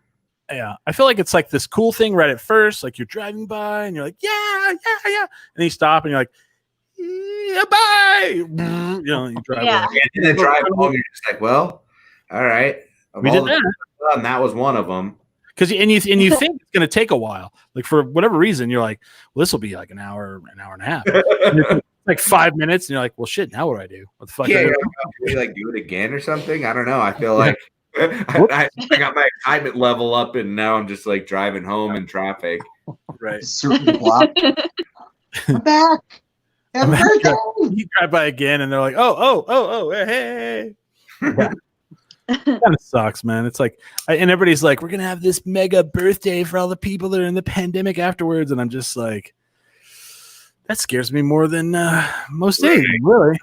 Yeah, that's like the worst chicken reaction you could possibly have. Right. You know what I'll do? All get together and get ourselves sick. Oh, I know. So Memorial Day weekend was coming up, and I didn't know what to do. And my mom's like, you should come down and visit. And I was like, I can't do it. My parents are in their 70s, man. And if I have like the virus and I take it to them and then they get sick and both die or one of them die, you know, that's terrible. And my mom's like, this is the Friday of, she's like, well, just go get tested. And I was like, okay. And then get the test results back on Tuesday because it's a fucking holiday weekend. First of all, it made me cringe because have you seen someone getting the test? Yeah. I got the test. Oh, how was the test too? I hate it. Oh, by all means, explain. You guys explain what it is. It feels like a Q-tip is poking your brain. Yeah. That's pretty much what's happening.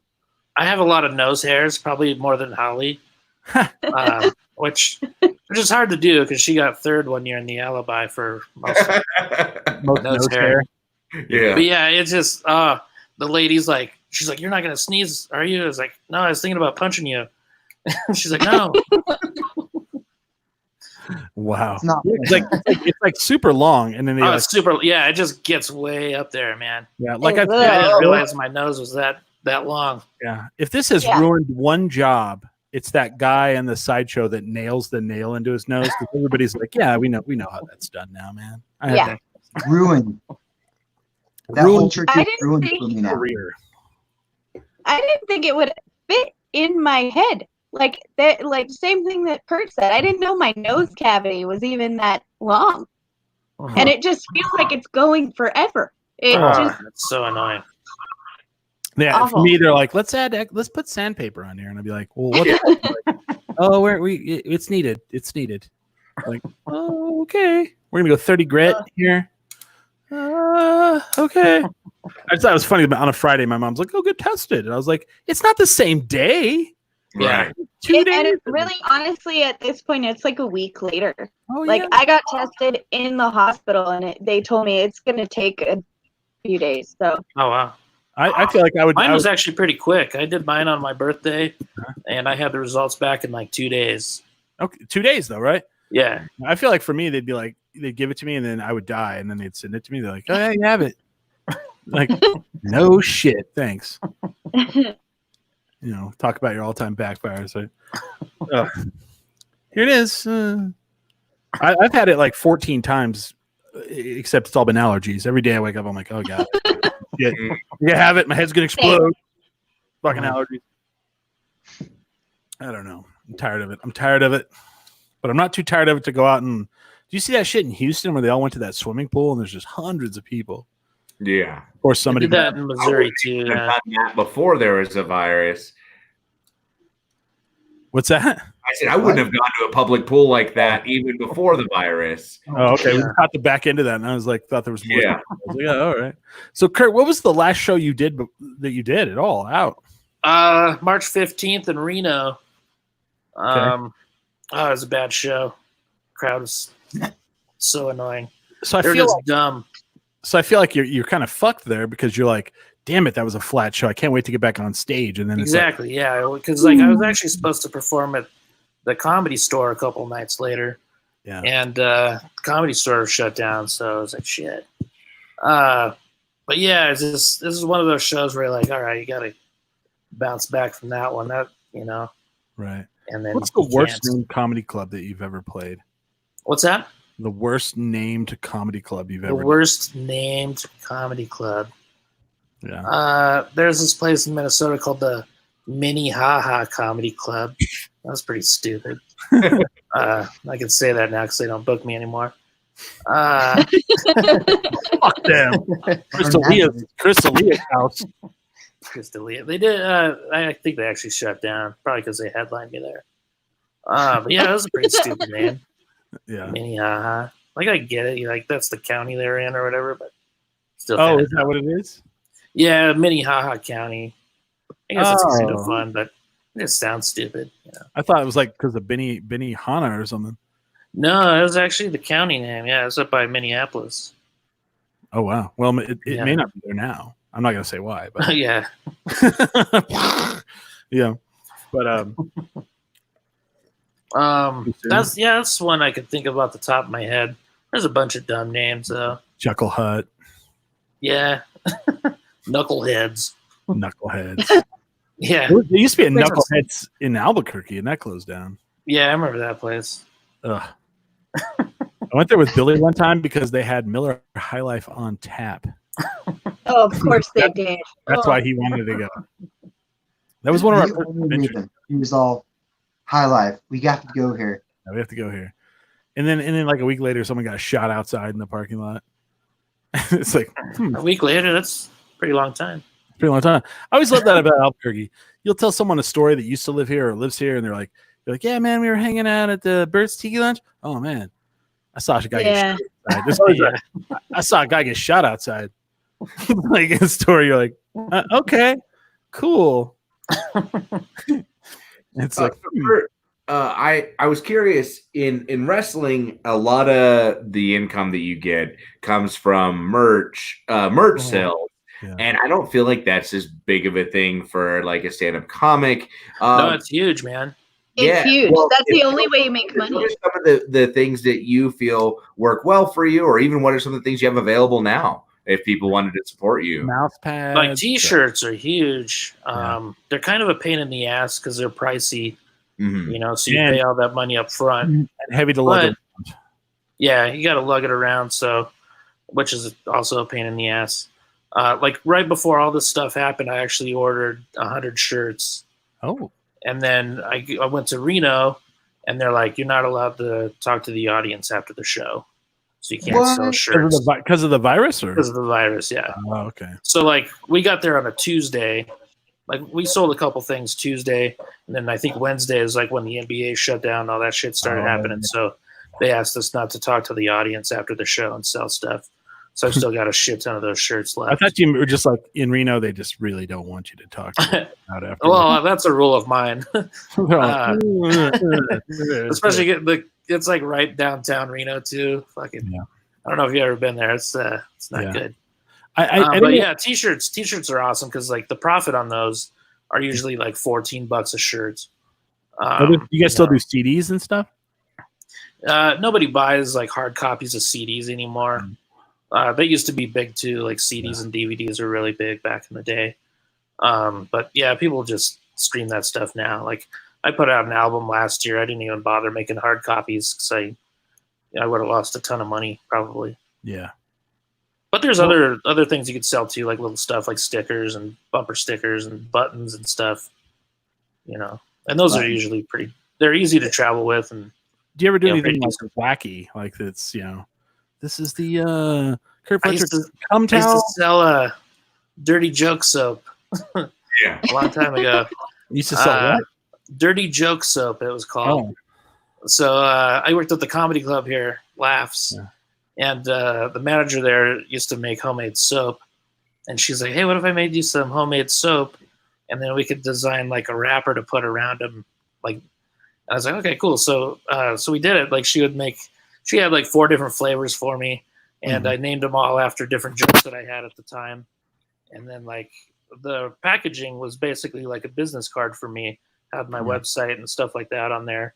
And then on the inside of it, I would put like a dirty joke that I wrote. So when you open the package, there's like a dirty joke in there. And that was kind of cool. You know, I paid like 30 cents a bar or something like that. Yeah. I sold them for like $3 a piece. Did they sell well? Yeah, they sold great. Oh, wow. I sold a whole box to a person one time. Holy shit. Yeah. So you worked at Laughs. What happened there? You know, it's just A lot of stuff. Liquor license costs just went way up. And the smoking laws. Oh yeah.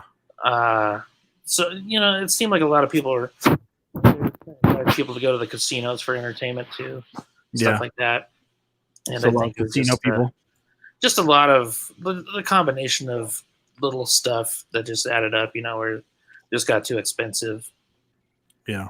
So I mean, we had a second comedy club fail here. I don't know if you noticed that. Oh, I know. It had nothing to do with economics or maybe. But no, it did. Do you think that Albuquerque could sustain a comedy club knowing that you've worked in 2 different comedy clubs? Oh, for sure. Yeah. Albuquerque is probably the biggest city in the country that doesn't have a comedy club. Right.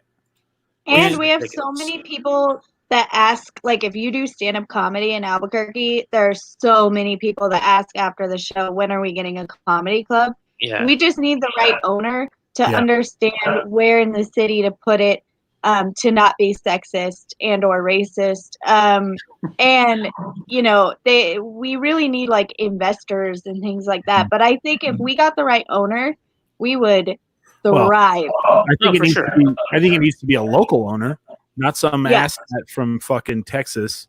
And hopefully this won't incite them to come back and attack us again on YouTube, but whatever. And I thought the location was actually good. I don't think that was terrible. I mean, I think the only thing is the price. So, like, that's what I mean. Like, certain areas of town are very expensive, and you have to think that they're going to be bringing in, hopefully, big names and be able to pay them a good wage. So that's where the problem comes in, is you want to make sure you're not in a place that you're banking on ticket sales to pay the rent. You know? And Albuquerque is one of those cities that's they're not going to go just see some random comedian. They're going to go see someone that they've heard of. Right. Yeah. So it's kind of rare to have, like, if you've got someone that, like this happened at Laughs a lot, if it wasn't like someone that was really well known, like we would have to give away a lot of free tickets just to fill the room. But people were drinking though, right? Oh, for sure. And that's the big part of it. Yeah. Well, I also wonder, like, so Curt, you've traveled around. Are there clubs that ever do like kind of like a hybrid approach? Like on Fridays and Saturdays, they're comedy, but like during the week they might have like open mics, but they might also have music and stuff too. I've seen some clubs do that. Yeah. Yeah. It's not so much anymore. Really? But which is weird because usually, a lot of comedy clubs are just down to like Friday, Saturday nights anyway now. Oh, okay. Thursday, Friday, Saturday, like they just don't open it all, huh? Yeah. Interesting. So I always wondered that too. Like, more clubs don't do stuff like that. I heard I'm getting a lot of feedback somewhere. Sorry. Comedy Works, and can you guys hear me? Yeah. Okay. The Comedy Works in Denver is open Monday through Sunday. I mean, they're open 7 nights a week. That's actually, from what I understand, like one of the most like sought after clubs to go to, though. Oh yeah, that's awesome. But they used to have a thing during the day where they had like because it's like right downtown Denver, like near the 16th Street Mall, So they would do a thing where they had like a sack lunch type of thing. Oh. So at noon, when people are going out for lunch, they can go to Comedy Works and grab like a sack lunch.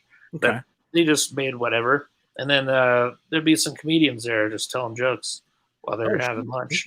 I mean, I thought that was cool. And for a comedian like starting out, getting stage time, especially in front of people, is everything.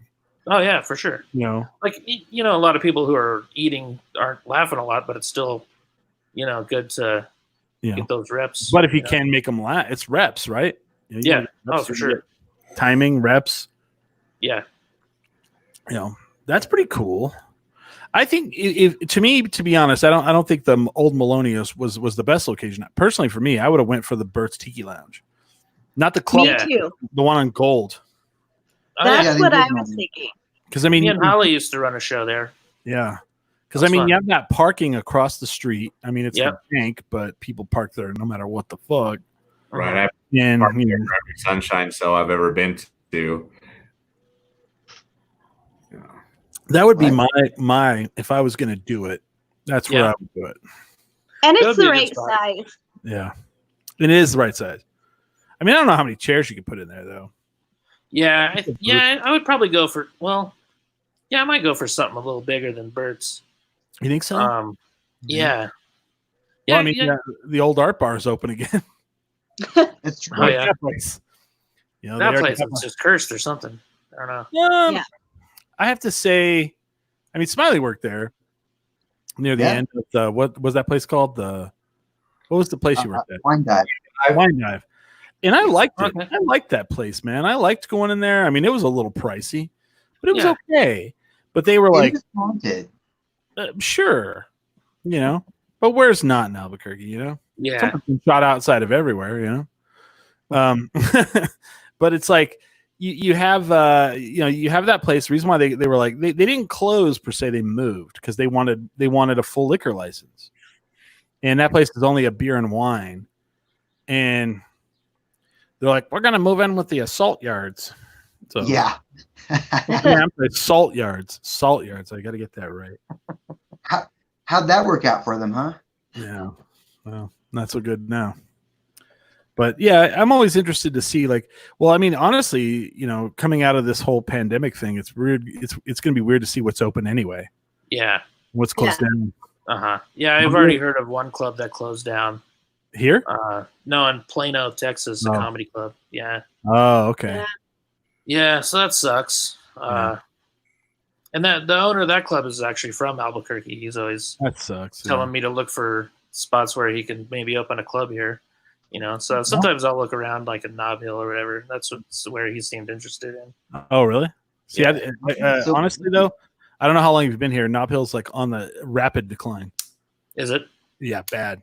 Yeah. Everywhere's before all the pandemic happened. You had businesses closing down, moving out. Like Urban Outfitters moved out. What's that fucking taco place? Zacatecas or whatever. No. The after hours one. Last call. They moved out. They shut down. They shut down. Nob Hill Bar and Grill got sold. There's just like because I guess so. What's happened up there? From what I understand, this is all word on the street. I just want to say that right now. I don't know if it's true, but a lot of people are saying it. Straight up, Ray. So what's happened is, hi, Jason. Is that Jimmy Fallon? It's Jimmy Fallon, guys. Oh, hey guys. So what I'm hearing is that they have their neighborhood association. They're tired of the nightlife.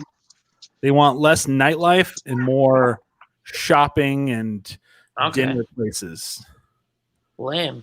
They don't, and Imbibe closed down. Oh, really? Yeah. Oh.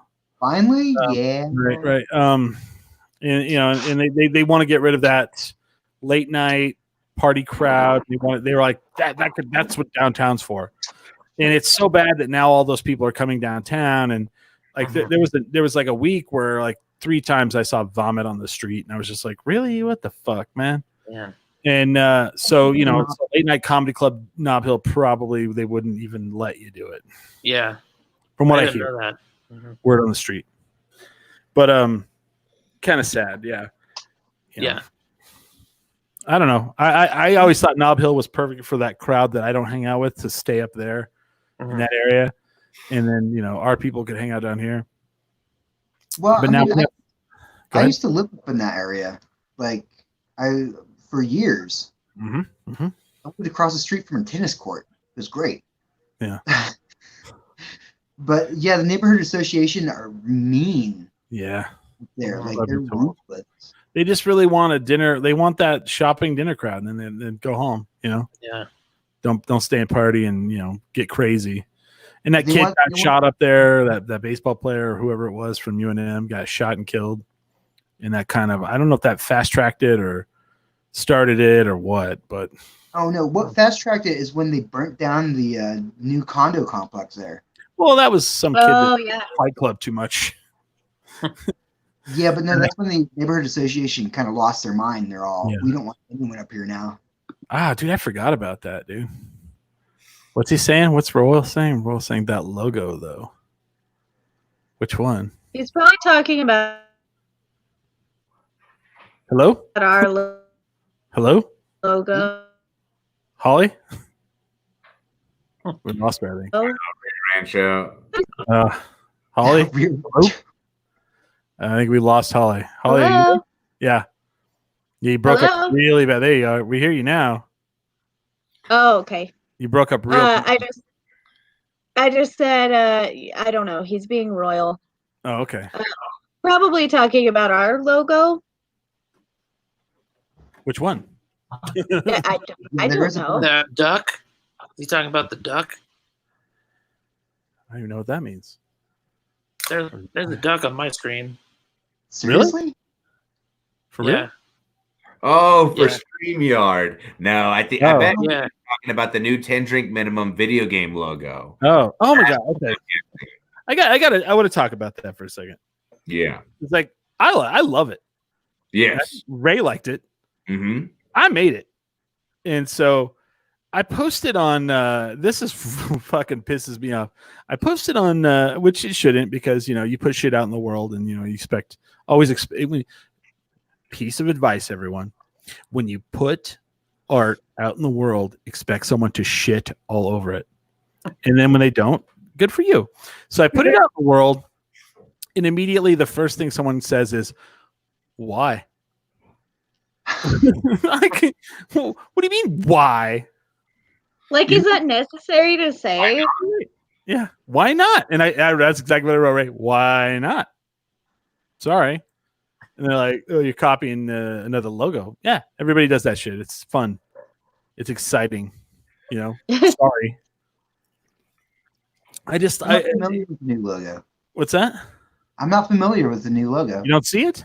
Here.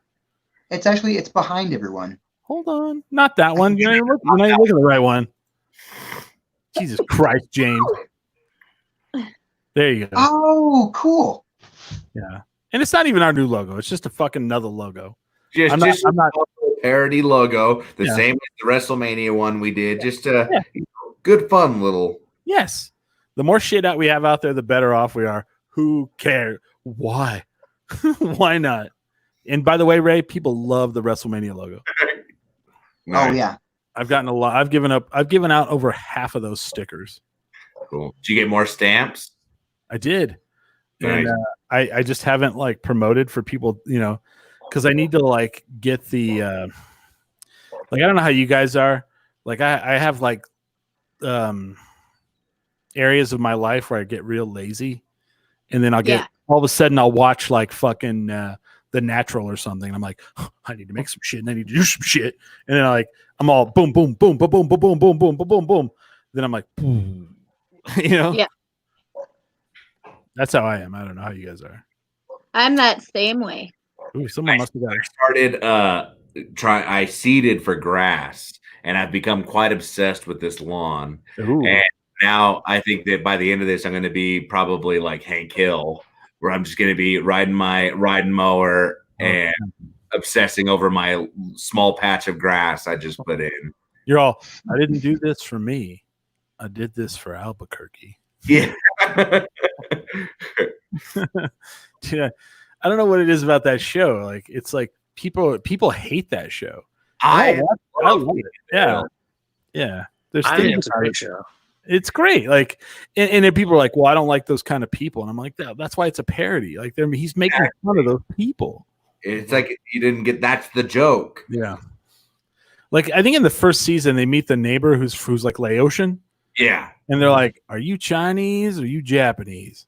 He's like, I'm Laotian. And they're like, from the ocean? He's like, Laotian. And then they're like, and then they just stare at him and then they go, are you Chinese? Are you Japanese? And I've been in Texas enough time to know that every one of those neighbors exist. And I've met them. Yeah. Yeah. Pocket sand. Yeah. So, Curt, I want to take the conversation in direction. How did you find yourself wanting to be on the stage? Was comedy always the end result for you, or was it something that kind of led you to it? No, I always wanted to do it since I was 4. Really? I think I probably told that story last time. Yeah, when you did. Yeah, I was pretty young. Yeah, I was. my mom would always stay up on Saturdays to watch stand up on HBO. Oh, same. And I would hear her laughing. That's like one of the greatest things you can hear in your life, your mom laughing. So I would sneak out to the living room to see what she was doing. And like she was always watching comedy. So I was like, all right, that's what I want to do. That's what I make people laugh. So how old are you? 4. And how old? She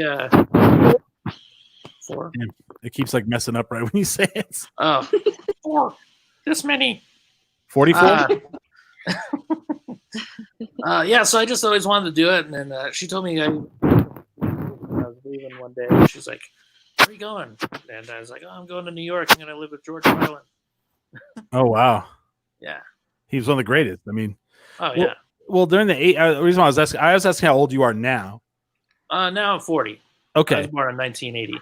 Okay. But so the 80s were like the biggest boom. It's like the golden era of like stand-up comedy. Oh, yeah. I mean, that was like I just remember as a kid growing up, like HBO stand-up was like the pinnacle.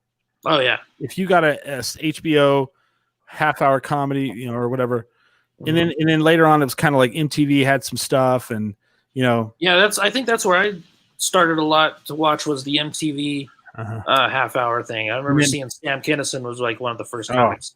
And then being on Letterman, being on Tonight Show, Carson, and I don't even know what that is now. I mean, what is the pinnacle? It's so funny because like you could be on Carson once in the 80s and it just like your career just explodes. If you got to sit on the couch. Nowadays, you have to get like 3 or 4 of those just for people to be like, oh yeah, I think I saw that guy. Yeah. It's so much different now because there's so many channels out there. There's so much. Now it's like have 100,000 followers on Twitter. Exactly. Yeah. Be on I don't know, Conan maybe, Fallon maybe. Yeah. I don't even know Conan, is a big deal anymore. Yeah. Like I said, like just being on Conan's not going to like catapult your career or anything now, like it would have like in the 80s or even early 90s probably. But they were talking about how like okay, so I listen to a lot of comedy podcasts and all that stuff. They would talk about how like it was great to be on Dave, or I mean on Carson, but Letterman, like the comedians love to be on Letterman. Yeah, I think because Letterman was a comedian too. Yeah, but he was one of the best ones out there. So I think a lot of people really looked up to him. So like, being on his show, was really big for them. Have you watched that show that was on Showtime that Jim Carrey produced? And the reason why I don't think it went past 2 seasons. What's that? Is it called like Kindergarten or Kidding? Or No. He's not in it. Oh, okay. And the reason, and Holly knows the show I'm talking about, and it did only 2 seasons, and it's fantastic, and it's basically a biopic of the Comedy Store in the 70s. Yeah. What is it? Oh, cool. And it has a terrible name, and is the only reason I think people just didn't watch it. It went 2 seasons. It's fantastic. They do a whole thing with Richard Pryor. They do the whole thing where the comedians went on strike. I'm dying. I read a book about that. I'm dying up here. Which I read a book about that. I never saw the show, but I did read a book about it. It's fantastic. Yeah, love it. Did they have that guy that jumped off the building and killed himself? Yes, they do. That's in the first. Oh, sad. He does Carson, and then he goes and jumps off a building. Yeah. Spoiler alert. I know Jay Leno was a big part of the strike. That's the first one. So it's called "I'm Dying Out There," and then they have a lady who plays Mitzi Shore. And she's just cutthroat. And the whole thing is everybody's trying to get on Carson because it's the 70s, and it is fantastic. 2 seasons only, and it's so good. It's so good. Yeah, that book was great. Enjoyed it. I really enjoyed it because I felt like they really captured what it feels like and the desperation to have, a killer night and to get on Carson and to make money doing what you love. And I think they really captured the essence of what it what it's like to be a comedian. Even less than that, they had like the second room at the Comedy Store. There was like the lower one, or there was like a different room that was smaller. And if you started out there, and then if they asked you to go to the main stage of the Comedy Store, was a big fucking deal. It was like, and it's just, I really would think you should, if you have Showtime, I don't know if you have it. It's probably on Hulu now. I don't know. Yeah, I'll have to check it out. Yeah, I'm dying. Yeah, just a terrible name though. And I feel like, I was appalled by it. Seeing these type of things like this, Curt, like seeing these eras of comedy, what do you think is going to be the future of comedy coming out of like this pandemic that we're in, or is it just too uncertain right now? Do you think that it's too uncertain? I have no idea what's going to happen. Like just even within the next couple months when things start opening again, it's kind of scary. Like I might not have a career anymore. True. Well, here's what I'm looking at. Like I see a lot of people, like not just comedians, but like musicians, comedians, podcasts, all that, just stuck in this. Here's where you are. Here's where you are. Make the best situation you possibly can. And I think I was supposed to be working all the way through November. Well, my career is completely at a standstill. I'm not talking about that, Smiley. I'm talking like you have people who are like writers and musicians and you're stuck, like, because a lot of times when you're an artist, the hardest thing to do is to like sit yourself down in a room and do shit. Well, now you have to. And I think musically and comedically, I think there's going to be an explosion of just art. I hope. Can see that, yeah. I can't not see that, because I know so many people doing music right now and learning to do music, and like people who never learned how to like record themselves ever, And I gotta see that across the board with like technology, with like programming, with everything. I mean, whenever you have so much downtime, I'm hoping that people are now taking the time to mess with a pet project that they've always wanted to do, or they are now taking a step back to review, like I guess the set that they've been doing for years. Be like, okay, well, how can I make this better, or what can I add to it? Just, I think that we're going to see that in every category possible. Agreed. And the example I'm going to give right now is in technology. It's like these companies. So when I started doing this show way back in the house over on Mountain, and I was trying to just really amp up the video. I was using my Canon DSLR 60D, like a $600 camera to use to film our show, blah, blah, blah.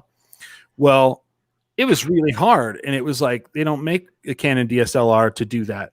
At 30 minutes, it actually has a thing inside of it that shuts itself off, because there's laws against the companies who own video cameras lobbied against DSLR cameras, saying they're not video cameras. And so you need to regulate that. So they put this piece of software in it. At 30 minutes, it shuts off the video. So you have to bypass all that. Well, guess what? We're in a pandemic. Now Canon has a beta software to use your Canon $2,000 DSLR as a webcam. So it's like, and that's them pivoting, because they're like, fuck, and they're like, fuck you, video cameras. We're pivoting because we want to sell $2,000 cameras, and we want people to have, be like, I can use it as a webcam. It's just amazing, like how quickly that happened, And like, think of businesses that restaurants are already hurting, but if you weren't on DoorDash or you didn't have a good website before, all of a sudden you had to figure out a new way to provide your business. And if you were just dragging ass to try to get your website up to par, all of a sudden you needed to figure it out, or you weren't going to be making any sales whatsoever. Right. Did you see what Peter Piper Pizza was doing? No. So they changed their name on like the delivery sites to Pasquale's Pizza. What was it called? Pasquale's Pizza. Oh. So nobody's going to order Peter Piper Pizza just because they like the pizza. No. Right. That's where you take your kids to feed them shitty pizza have a good time and drink while they run around at the pool. Yeah. I just saw a bunch of people posting, like all these Peter Pipers across the country changed their name to Pasquale's, and it's got the same address and everything. Yeah, it's pretty smart, funny. Yeah, but it's still the same shitty pizza.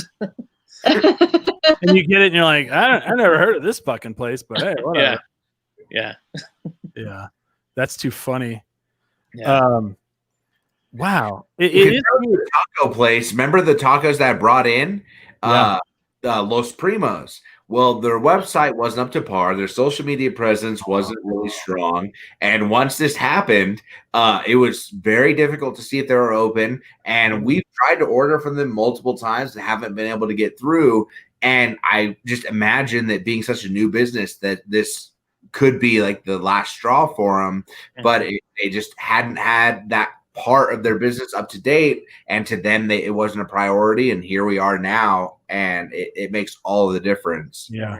I was talking to so I'm drinking a Paletta beer. I don't know how thick that shit is. It's like milky. It's like blood. Right. Yeah, it looks like blood bath, like a blood bath. I'm like, bleh.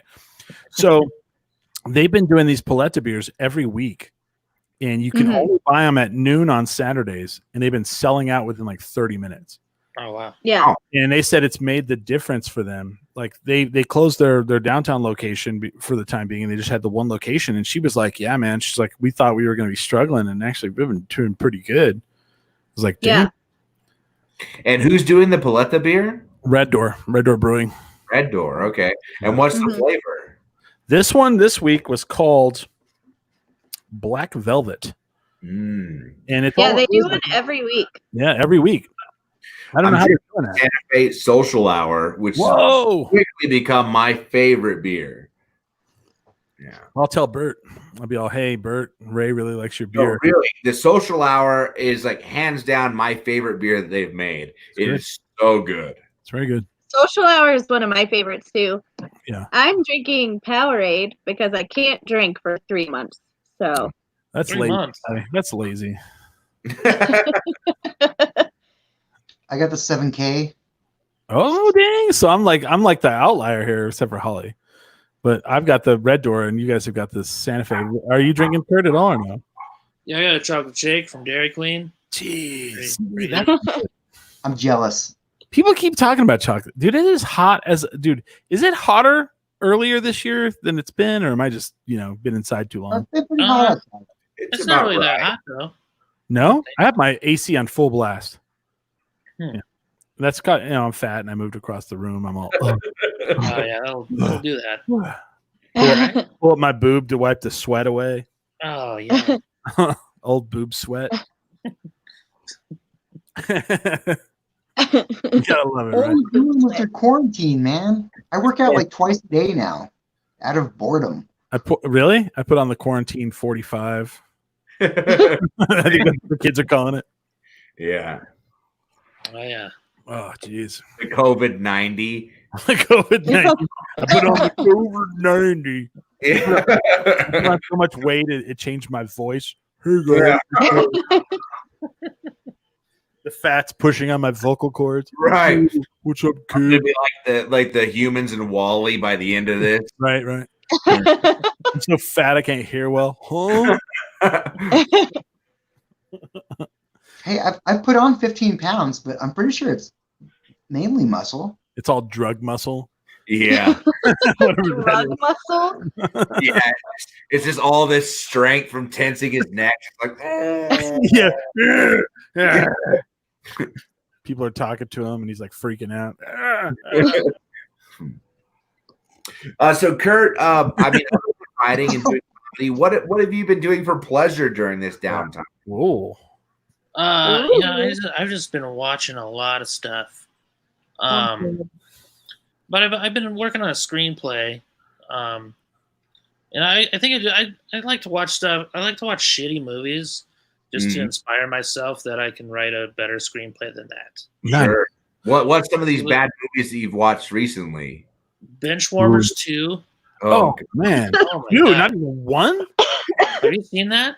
No. I've seen one. Benchwarmers. Okay, yeah, one wasn't great. Oh, I'm gonna take Benchwarmers 2 is. I've seen 30 minutes of it. Awful. Chris Klein. I mean, I've never heard of it. Never heard of it. I started watching Bulletproof 2 the other day. Have you guys seen that one? Bulletproof. I have actually. Is the first one with Adam Sandler? Yeah, Damon Wayans. When I watched it in the 90s. Yeah. Yeah, the first one's not bad at all. I think it's pretty cool. Right. The second one, I started watching it the other day, and I probably watched 20 minutes of it, maybe. Was it bad enough that you think that they just were making a movie and they were like, I don't think this is going to do well. Let's just call it Bulletproof 2? Or is it? Yeah, well, I think they named the characters wrong too. It seemed like that's bad. And then they're using totally different actors too, and it's just weird. I don't know. I do stuff like that. But sometimes though, let me ask you guys this. Sometimes you're like, you sit down to watch a movie, and there's all the blockbusters, and you're just like, oh my god, do I have the energy to watch this? And then you see like just a fucking like Meatballs Part 3, and you're like, no, all right, I can handle that. Like it's just so bad. You're just gonna be like you just want to sit and judge a little bit. You're like, oh, for sure, fuck, man. Oh, good, another Air Bud movie. Oh yeah, right. Like, but he hasn't played enough sports. Yeah, they're like, this movie won the Golden Globe and Academy Award for Best Picture, and you're just like, yeah, Air Bud, where he becomes a chess champion, and you're like, ugh, right, right. Exactly. That's the film I want to see. I do that though. I'll go on Amazon Prime and I'm like, they're like, he never slept with a woman and he's got 1 year of college left. I'm all, okay. I'd like to see what guys, The Patriot just got put on streaming services again. And I can't tell you how many times I watched that movie as a kid. And I'm not necessarily proud of that. Yeah. But it's back on streaming services again. It was like he was like, man, I made Braveheart, and that was inspirational. How about if I become a Revolutionary War hero? Yeah. Heath Ledger's in that. He is. Yeah. He is. That's the only reason I watched it when I was younger. I don't want to go over to your house, Ray, and you're like building a chair and weighing it. And exactly. Yeah. If you've seen The Patriot, you know what I'm talking about. I watched The Patriot so many times. I have no idea why. But whenever I was a kid, I was such a fan of the Revolutionary War that my parents told me if I got straight A's in 5th grade, they'd send me to New England to go look at all this stuff.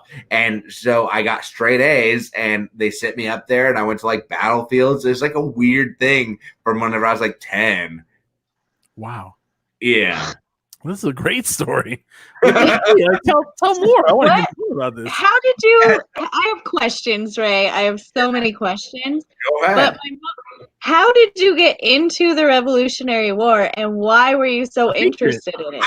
I had a teacher who was a big history buff, and I guess because he was excited about it, I was excited about it, and he would draw maps of the battlefields and stuff, and he was telling us the dirty details of the Revolutionary War. That's how you get addicted to that shit.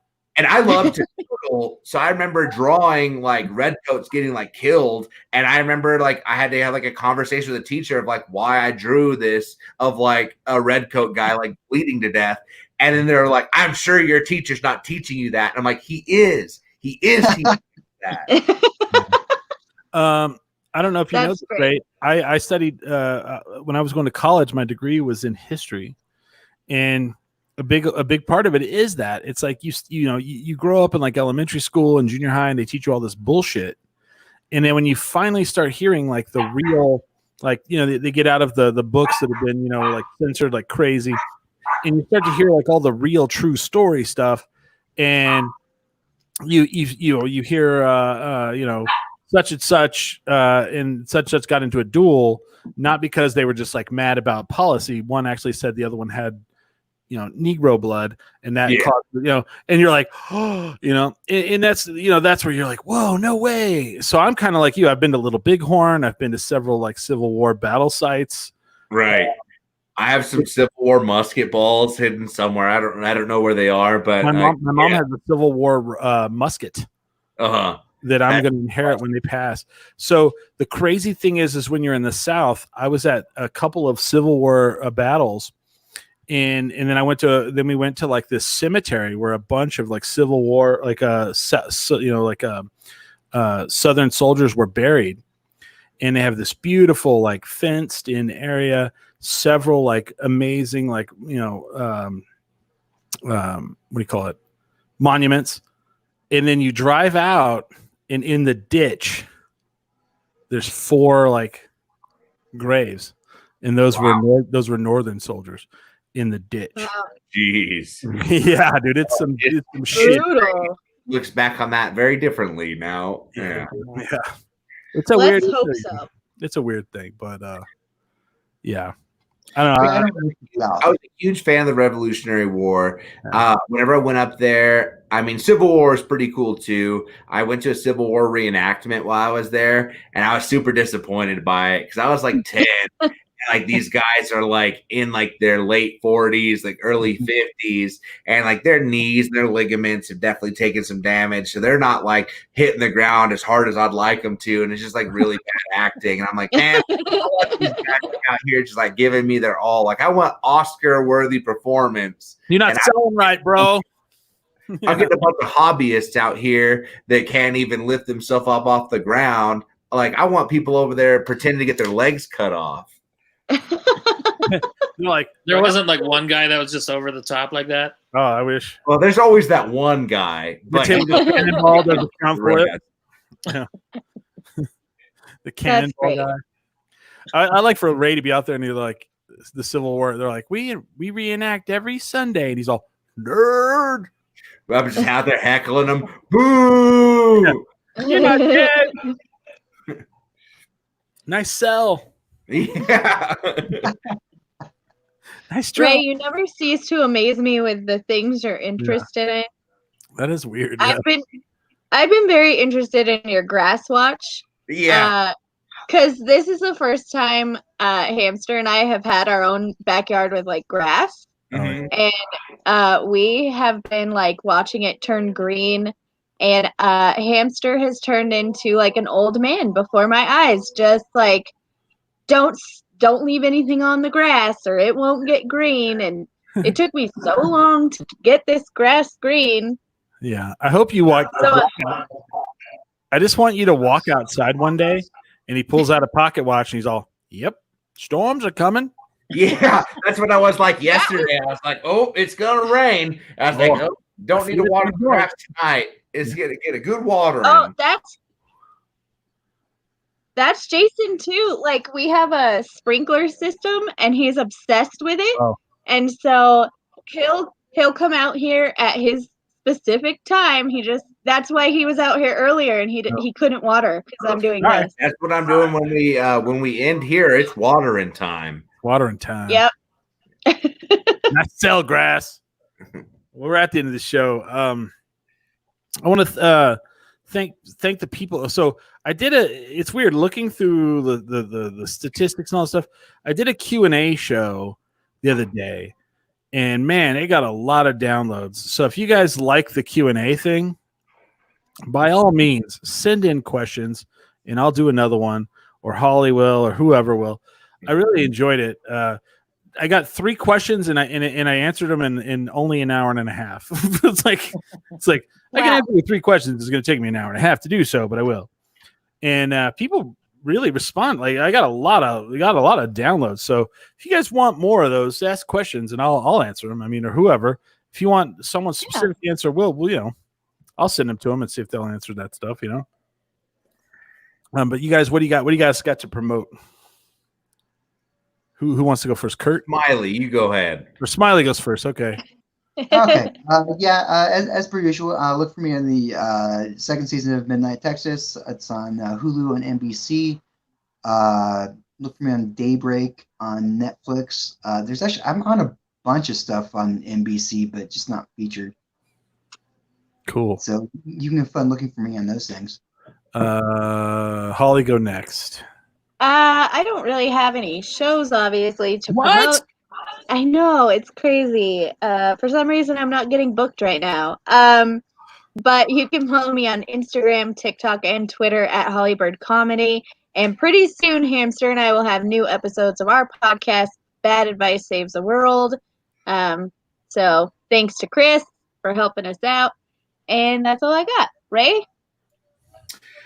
You can find pretty much any social media under Ray Basuda, except for Facebook. I'm very happy to be off of that right now. Pretty happy times right now. Yeah, you can find me anywhere else, and then you can follow my art under at Basuda Paint. But also, I just really want to thank Curt for coming on the show. It's really cool to get an opportunity to speak with you. Holly's talked so well of you, but I've actually heard your name multiple times from multiple people. Somehow I found myself friends with many comedians, but as a whole, your name pops up so many times, and it really was a pleasure to get to speak with you, and hope that maybe one day after this is all over, we'll get to talk in person, especially since you're up in Rio Rancho. I actually have a couple shows in New Mexico coming up. What? They haven't canceled yet, yeah. All right. So June 24th, I'll be at the Inn of the Mountain Gods, and then June 25th, I'll be at the stage at Santa Ana. Ooh. Awesome. Yeah. They haven't canceled? No. I don't. You think they will? Curt Fletcher, they won't. All I know is I think it's the Weezer in July. We'll see. Oh yeah. I'm just kidding. No, I do. I actually do. They haven't canceled yet. It's weird. And Bob Dylan hasn't canceled yet. I don't know. Nice. I think that guy's invincible. That's why. What's that? I think Bob Dylan's invincible. That's why. Yeah, for sure. I agree. Him and Keith Richards and Willie Nelson. Yeah. And Joe Cocker. Joe Cocker, Dolly Parton. I'm just kidding. Joe Cocker's dead. That's right. He is dead. Dude, of all the heroes of like the COVID-19, I feel like Dolly Parton just keeps popping up, and like the more you hear, the more you're like, she does. What a great human being she is. She's so sweet. Like I got to hug her when I was little. Really? That's awesome. Yeah. Interesting. Very fun. We do this show every week from 6 to 8 p.m. Sunday nights. Like I said, if you want to, I do random podcasts throughout the week, or I just do little video shows. And I did a Q&A one, and I recorded it and I posted it. And if you guys want to ask questions, I'm all for it. I mean, on a Wednesday, I have a Zoom meeting for the podcast co-op that they are trying to build in Albuquerque. Cool. And I don't know, and I'm going to say this right now, I don't know positive or negative how this is going to go. I'm not going to say, one way or the other.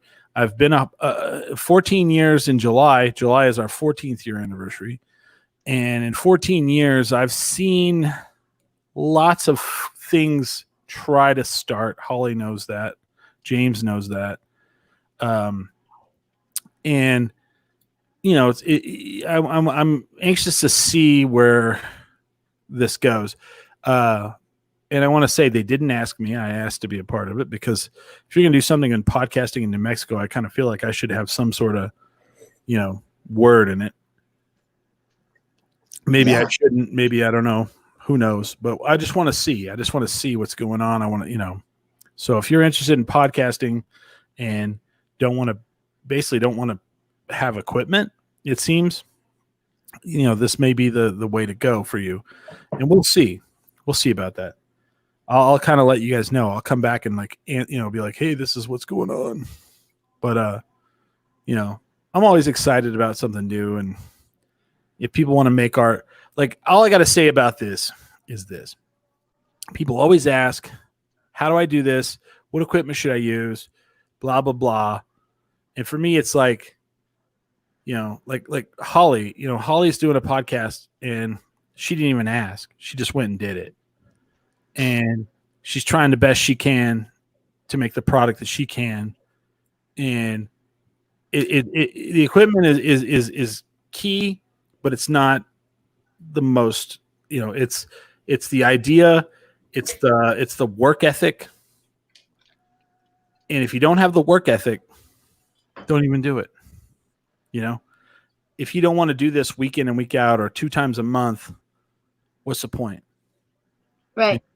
And if you can't get up and do it, or if you're too busy to do it, That's the hard part. People don't ever get that. It's not the what camera am I using? It's not what audio am I recording with? It's, do you have the wherewithal to get up and do the work? And if you don't do it. Same with comedy. I mean, I'm assuming wrestling. Definitely with comedy. Yeah. And that's what people don't get. Success doesn't come. You're not going to sit down, record a podcast, and then in 2 weeks, everybody's like, oh my God, it's this person. It's not going to happen for you like that. You know, that's like winning the lottery. So I'm just telling you, it's a lot of hard work. You know, it's a lot of frustration. And I mean, there's definitely some happy times, because Royal interviewed me this week and he was like, what's your low points? What's your high points? Well, there's not a lot of low points. It's all high points. But, you know, I hemorrhaged a lot of money doing this. I'm not going to lie to you, but I love doing this. So I'll come back and I'll tell you what's going on with the podcast co-op. So other than that, thank you, Curt, for coming on. Thank you guys for being here. Everyone have a great weekend. Stay safe. Yes. Okay. And all the people out there, stay safe. Yes. And with that, we are 10 drink minimum.